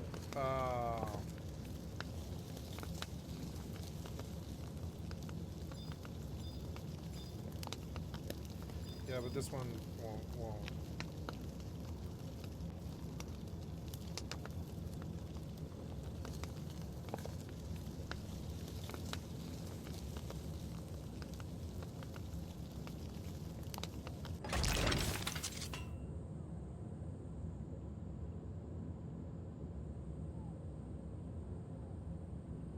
Microsoft Teams.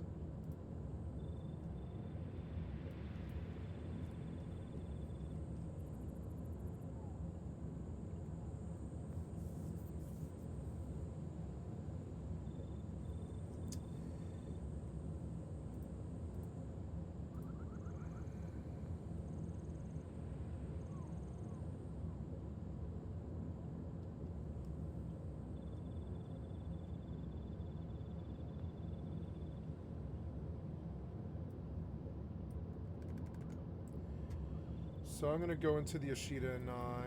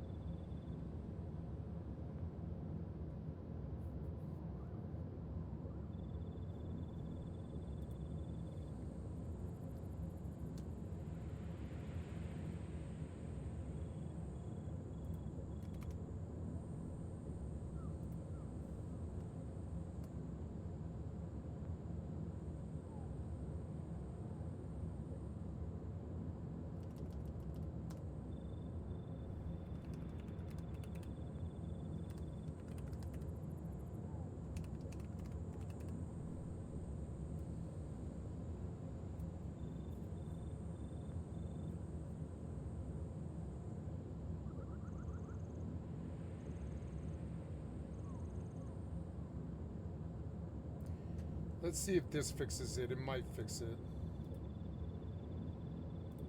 I don't know. So gonna shut down, come back in real quick. Maybe that might fix it. Let's see. Fucking settings is stupid shit.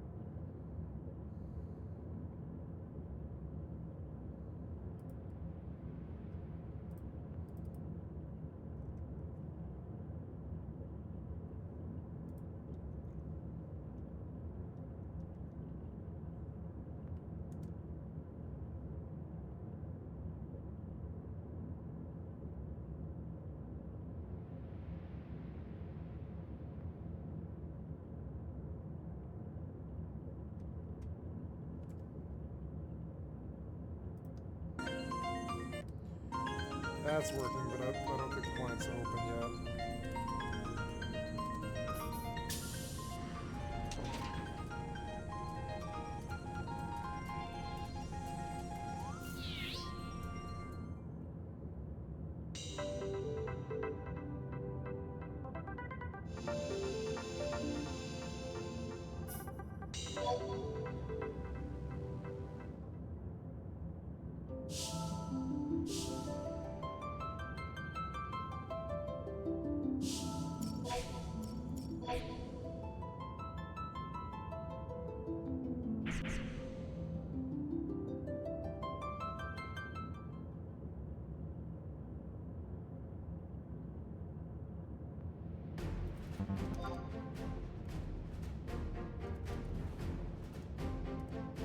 Nope.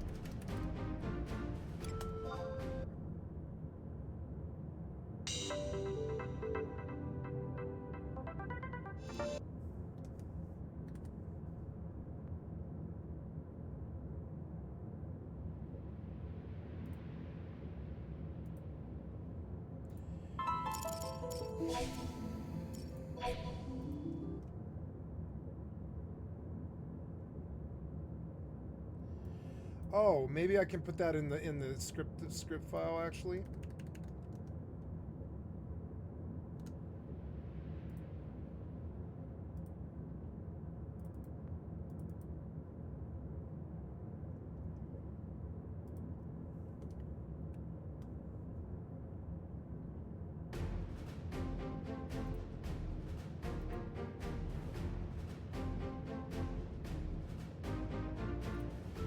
Now I want to start all over again. Fucking annoying.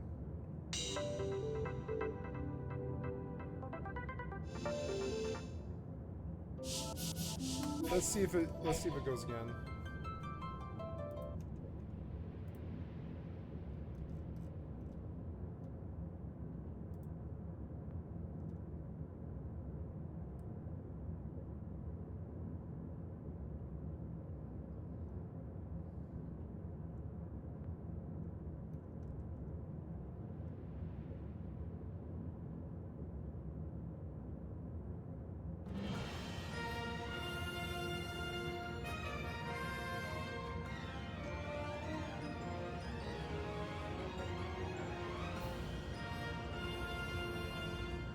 Wow.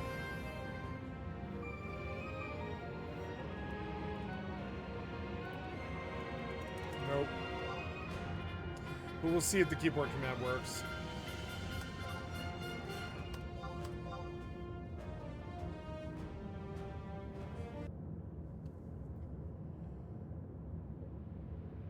So if I type, what was it again? It's like...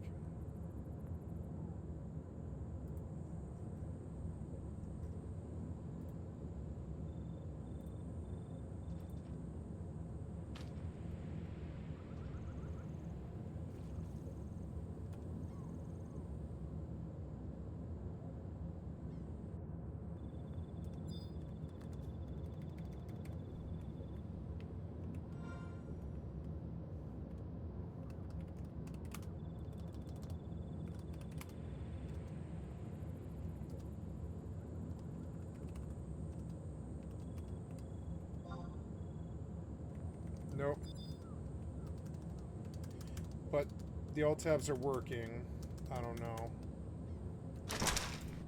I have no idea.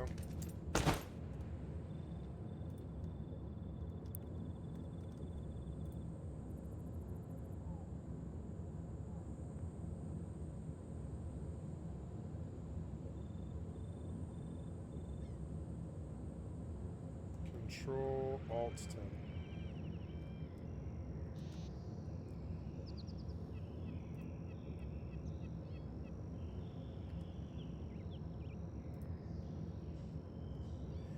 Oh, wow.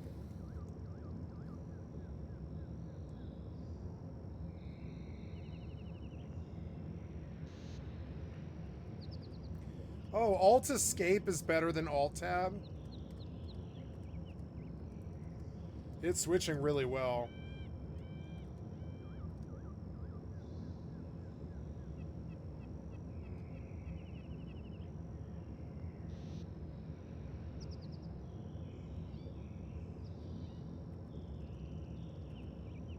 Oh, wow.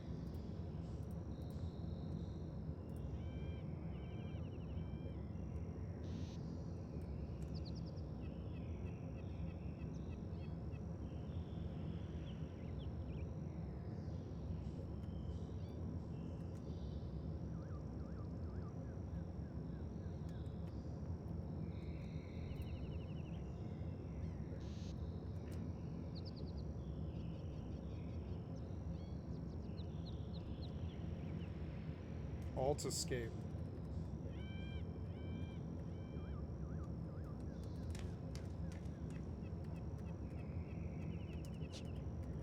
Nope, and then I go to that window and it doesn't like it.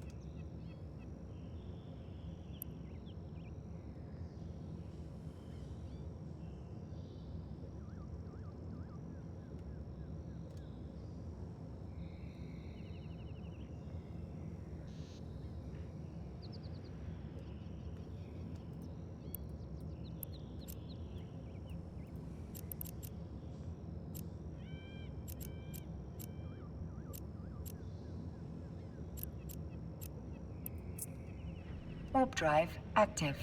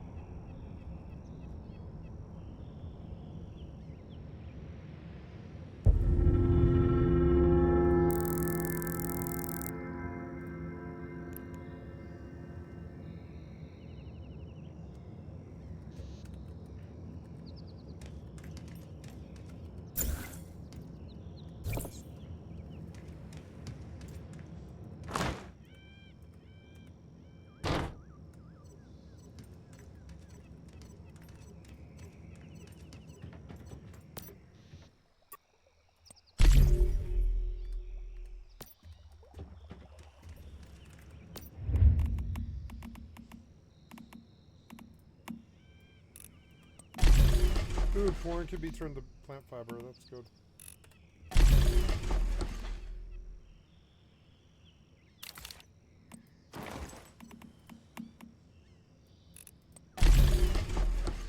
Soaking pumpkins. That's good.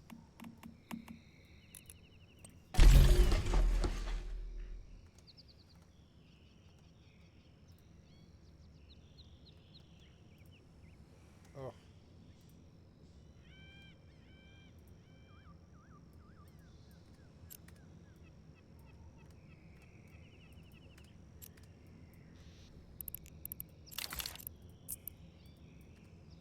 Warp drive active.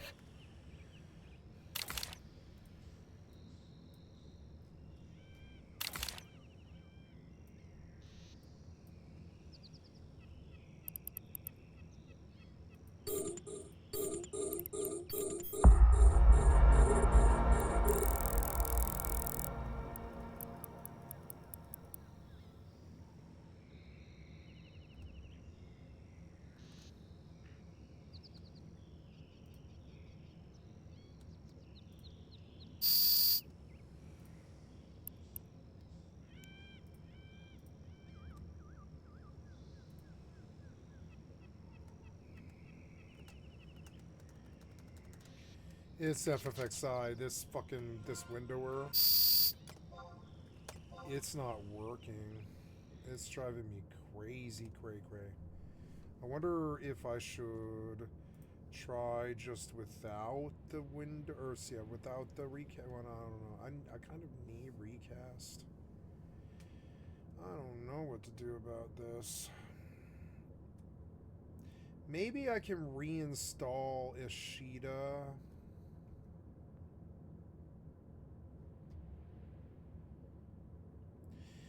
Maybe that's why. Maybe we should just, I'm going to save the default script folder. I want to copy this, copy.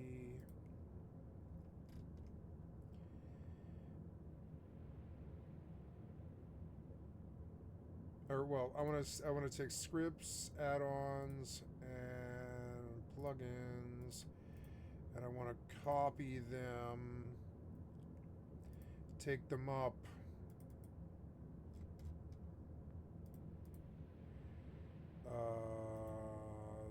paste. This is in my D folder.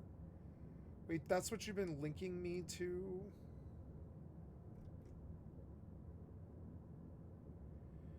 Yeah, because I didn't want this deleted, huh? I was like, but I don't want this on my D folder, though.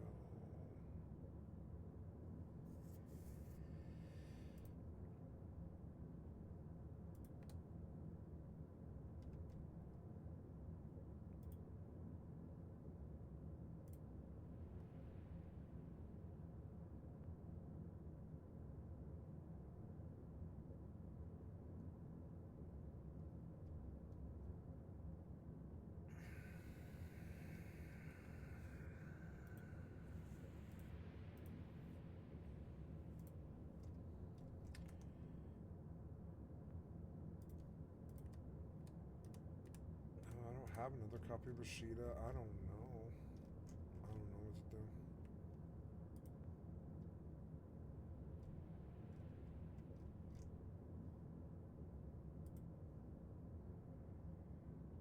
Backups Ashida.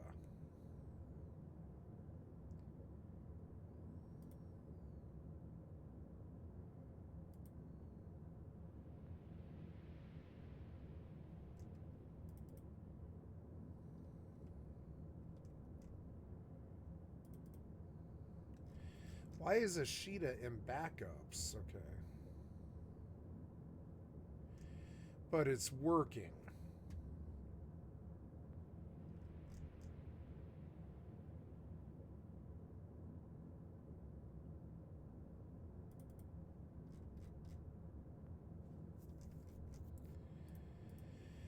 I don't know. I don't know what to do, but it's definitely causing me problems. I think I should move on from FFXI. If Ashida's going to give me problems and I have to pay them money for this game that's 25 years old and they won't remaster it. They locked me out of my fucking main account. 14 is a garbage fire. I did 8 years on fucking private server since 2017 on my laptop or on my computer. And even when I was on the streets, I still stayed up in the FFXI private scene from time to time.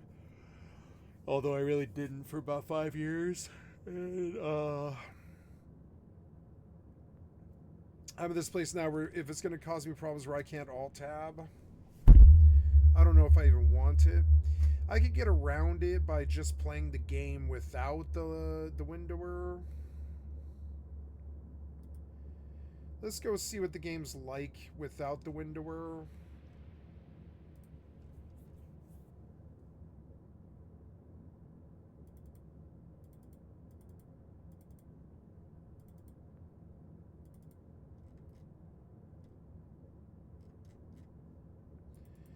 Yeah, let's just try without the windower and see if it gives me the same issue, and if it's whether it's FFXI or the windower. If the windower is the problem, I'll get rid of the windower.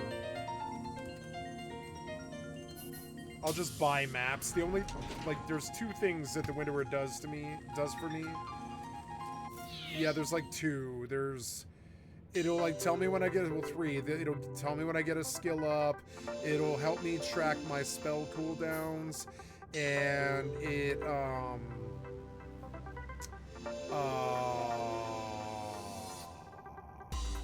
changes gear for me when I change jobs. And that's like, yeah, there's like 4 things. Oh, and then it gives you all the maps. It gives you all the maps for free, and this is probably death right here. To give the commands to a drone requires you to have an active target. Oh, wait, you. What? Did you freeze? What are you doing? You're like fucked up and fucked out. What are you doing, dude? Let me get control of the client. You're just freezing. You're just a worthless piece of shit. Software developer, what's your fucking problem? What are you doing? You gotta give me control of this client now. It's been a long time. We're counting the seconds here. 15, 16, 17 shitheads. 18, 19, 20 shitheads at CCP. What? Come on, man. What the fuck are you doing? I don't know. I'm just gonna go play a different game. What is going on, man? Maybe it's this thing.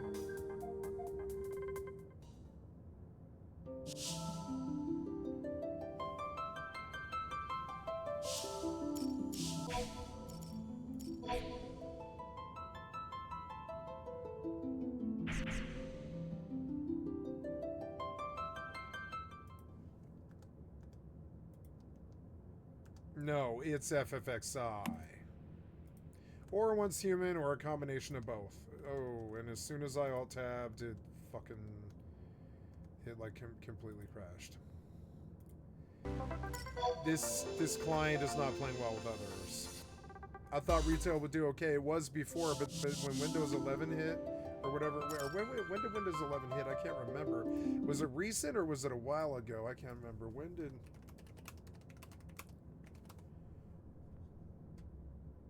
Yeah, it was like Windows 11 was like 4 years ago, right?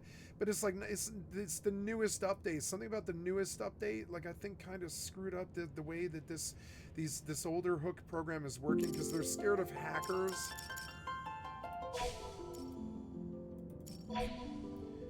Let's just go see what happens. They said it would be a borderless full screen, like a windowed.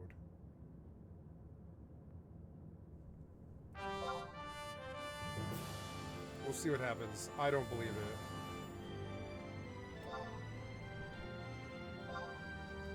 The other problem about this is you can't get FPS without the windower. You can't get the FPS higher.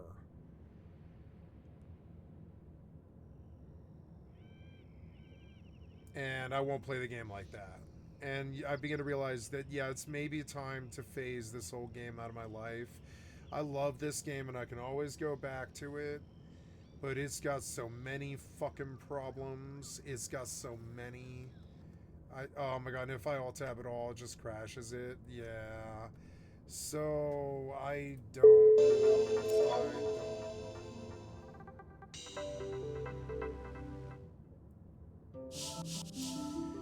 There's only one other thing I can think of at all, which is to install a Sheeta to my C drive. I want you to log out. Yeah, just log out and bomb out,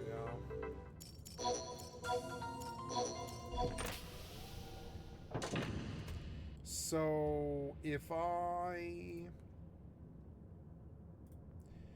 download a Sheeta...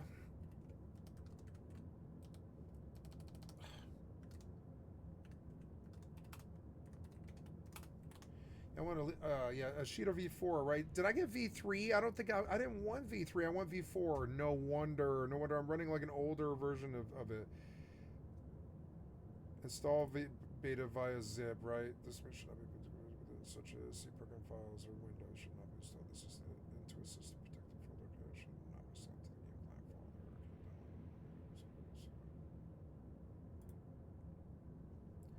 Sweet. Show in folder, bring me here. No, you didn't do it. So just go to downloads. Here. I want you to, well, I want you to extract here. Extract here.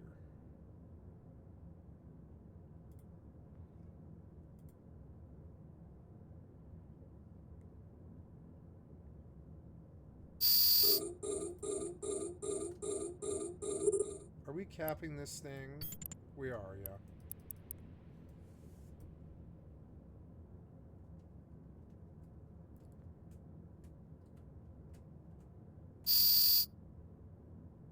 To give the command to a drone requires you to have an active target.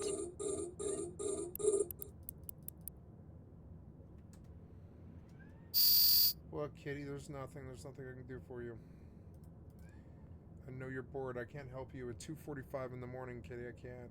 I've fed you. I've loved you. You just have to decide to be happy. I know you're ornery. You're bored, Kitty. I know you're a bored kitty.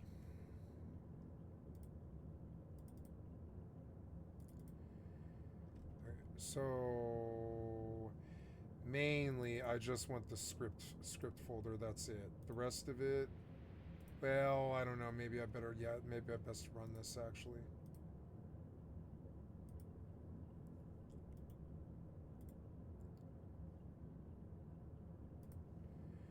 Place the file. Yeah, I mean, I don't mind. Well, see, a Sheeta 4 might need its own stuff though. So run it. This is the better version of a Sheeta. Run anyway.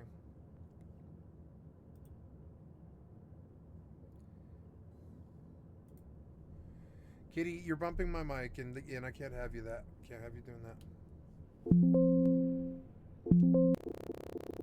Kitty, you're sitting on my keyboard. You're acting like a little terrorist. You're annoying. Hello. I love you. I'm just busy. I'm working. Work is not over for another hour. You didn't load. Why? You aren't loading.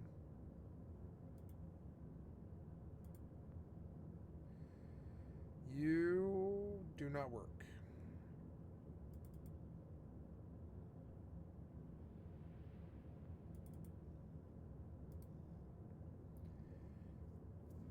This did not work.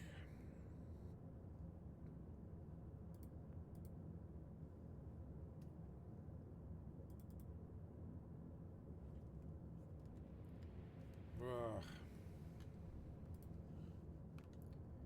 Why didn't this work?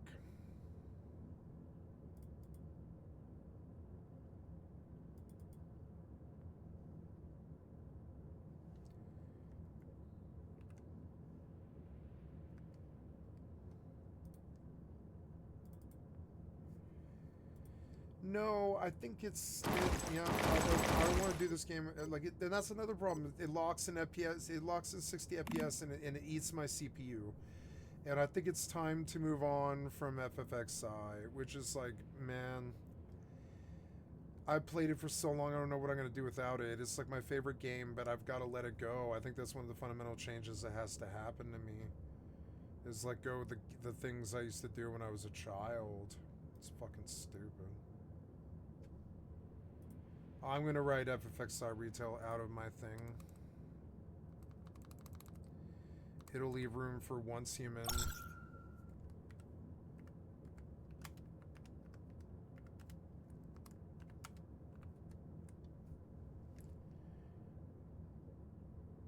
Yep. I'm gonna take FFXI off the rotation. I'm sick of hassling with this client. I'm sick of private servers making me feel like I've lost my work. I feel like I'm abandoning my FFXI community, but I mean, like, I don't really want to do the FFXI client anymore. It's not giving me the heals I want. It's not giving me the damage I want. Only the auto swing stuff.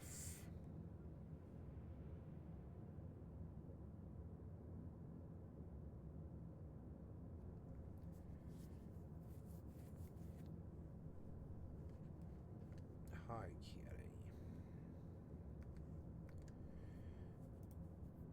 Maybe I should go back to WoW.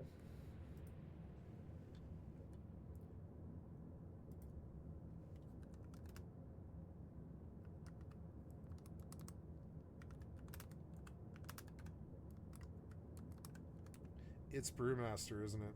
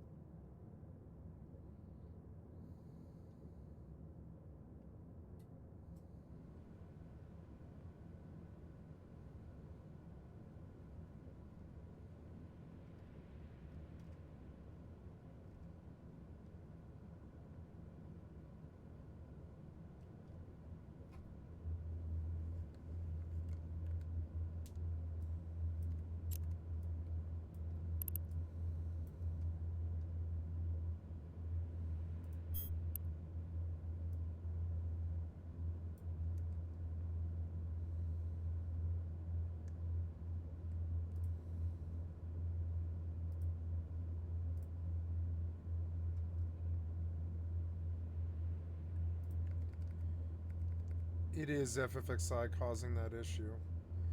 It's not the install, it's the Ashita. Let's go get Ashita 3.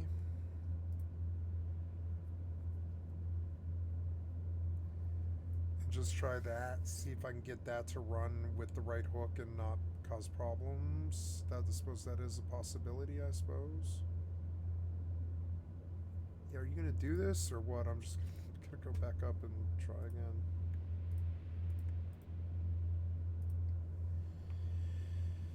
Okay, so I want to go to download Ashita 3 and try one last stab at solving this problem. Ashita v3, there it is. Download the latest Ashita.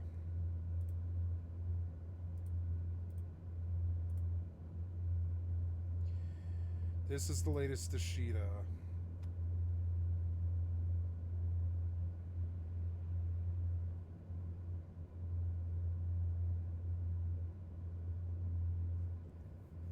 It's odd because it's like it was like one little executable and now it's like downloading all this crap. Where did it put this file?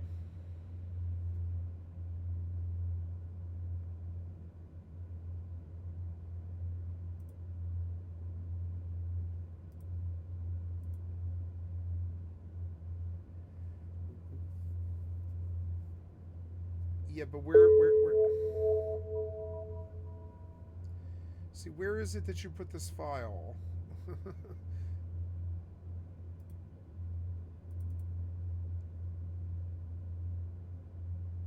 So maybe this is it. This might be the solution, but I also don't know where you put all these files. Oh, okay, so oh god.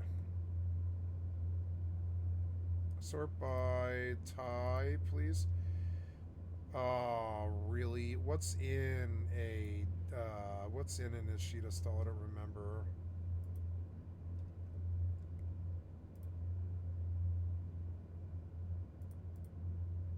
Undo. You have been promoted. Ooh, nice. I got promoted. Ooh, does that give me rep?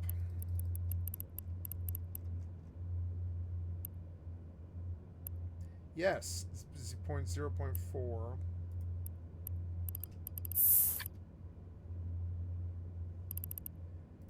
Defender Lieutenant.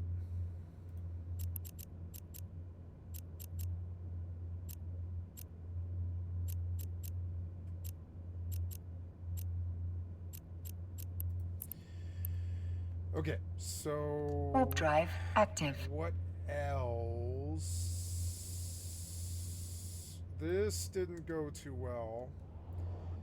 I want to install it on my D drive in its own folder. No, don't cut it. Copy it. Come to my D drive, and in the backups, we'll delete all of this. Docking permission requested. No, wait. That's the backups, right? D. I want to just do this right here in D. Docking request accepted. So I want to say Ashita.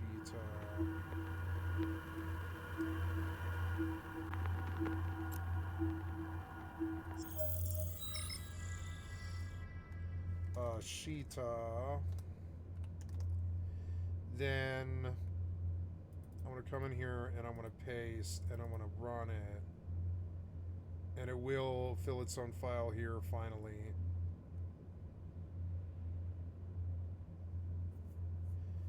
Then we'll come back to the backups. Oops. Yeah, so come back.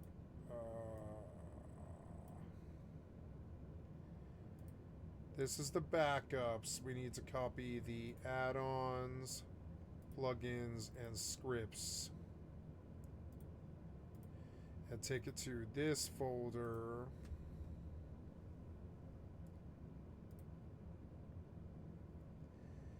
Then we close this and we say, oh, actually I would also like to Probably, I don't know, config is the boot and all that, the stuff, yeah. The config, I think that is right. And the resources and the scripts and the updates and screenshots and the docs and the assets and the add-ons. I believe it's the config also needs to be, needs to be pasted, I think. Hopefully, run this, and we should have the same settings, hopefully. Now you kind of redid stuff, and it sucks. Oh, retail window. No, that is right. Delete that one. Delete that one. We're gonna take a look at windowed is true. We're just gonna edit and take another look and make sure. Okay, looks all right. This is the correct Ashita. Except for edit the configuration and stick the file. No, that is correct, yeah. So let's see if this will run correctly. Gonna shut down Eve for the night. Gonna get ready to go to bed here. Just been troubleshooting, trying to get all these games running correctly. Already I see a problem. Yep. Just full-blown problem? Yep, just full-blown problem. I don't think I solved anything at all. I don't know what it is. But it doesn't like alt-tabbing, it just doesn't. It's like, up, yep. You can fight it here. This might be tricky because it's like loading. No, it won't let me alt-tab to it, and it breaks, like while it's open, it breaks alt-tab. And I don't know, I don't believe retail is like the amount of bullshit I have to do to keep Final Fantasy running. I don't want it in my life anymore. It has eaten hundreds and hundreds of hours. It has taken me like 200 or 300 hours of bullshit fucking like relogging like this and fucking with Final Fantasy clients and fucking with fucking configs and fucking with fucking Ashita. And I'm sorry, but I just don't think the game's worth the amount of fucking horseshit that I have to go through all of the fucking time. Let's see what broke and what didn't. I don't know. I don't think it should be too broken, but maybe for some. Nope. See, yeah. This is not feasible. That will not work. I shouldn't have to alt-tab 5 times before I get it to work. And if I need to alt-tab to another client, I really don't want it doing that to me. I'd rather just return to WoW at this point or something, because I know that client runs. This shit will not run, and I see a side of Square Enix that I just didn't really understand was there. But I mean, I know it's there now after Final Fantasy VII Remake Integrate and all the bullshit that they just did. Final Fantasy 16. I can see that the lack of support for this game is a total fuck you to their fucking community. Final Fantasy VII Remake was a total fuck you to their community. 15 was a fuck you to the community. It was unfinished and it really had a lot of potential, but they just... all the work that they put into 16 needed to go into 15 still before they released it, and they didn't. And I'm starting to really dislike being a Square Enix fan. I'm locked out of my fucking main account. I don't respect 14. I don't play any of the older games at all except for Final Fantasy 12, and it's too hard for me to play them. It's like these games, they're like the tri-bike that you rode when you were like 5 years old, but you're like 10 years old now, and that tri-bike, it just won't work anymore, and you're looking fucking stupid trying to put, like, you know, risers on the metal brackets on your spokes or whatever to rise it up off the concrete so you don't bash your knees into the fucking stone when you try and play it. Every single time that you try to play it, it fucks you for an hour of config like this or something like this. Or the community's garbage to you, or the private goes tits up or gets sued or something. And I'm just like, they keep saying chase retro, but I mean, you got to remember, there were so many problems back then. Like, say what you want about WoW, but at least runs. This shit is not running. It's not really running. I can alt-tab right now, but the minute that I need to go in and out of stuff, like at all, it's gonna fuck up. I know it is. It's fucking up right now. There it is. It started to do it right there. We'll give it one last try here and see if the problem just goes away. Maybe it's Eve causing it. I don't know. No, look, I can't alt-tab to this client. It's causing me terrible problems all the time. Part of it was like the Eve client might have been part of it. Like, yeah, maybe the Eve client was part of it. I don't know. It's down for maintenance right now. I'm sick of fighting these fucking problems.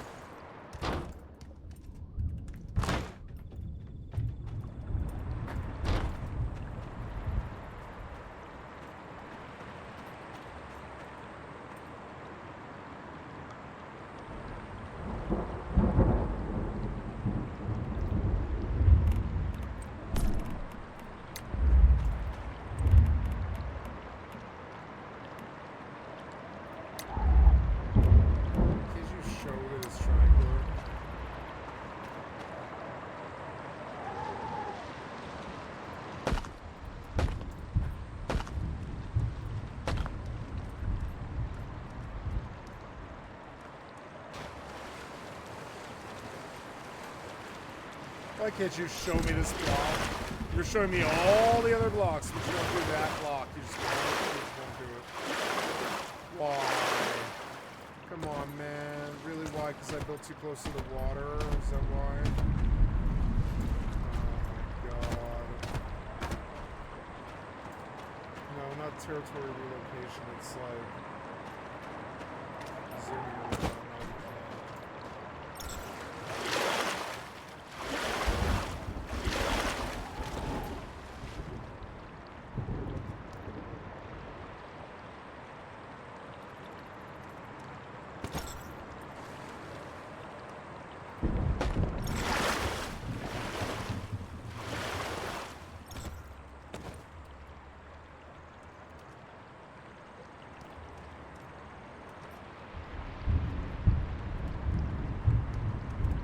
I can get up and get through now. So I think this works. The windows don't matter. They can bust through the windows to get to the fucking workbenches or whatever. I really don't care about that. So the windows in here really aren't bad. It's this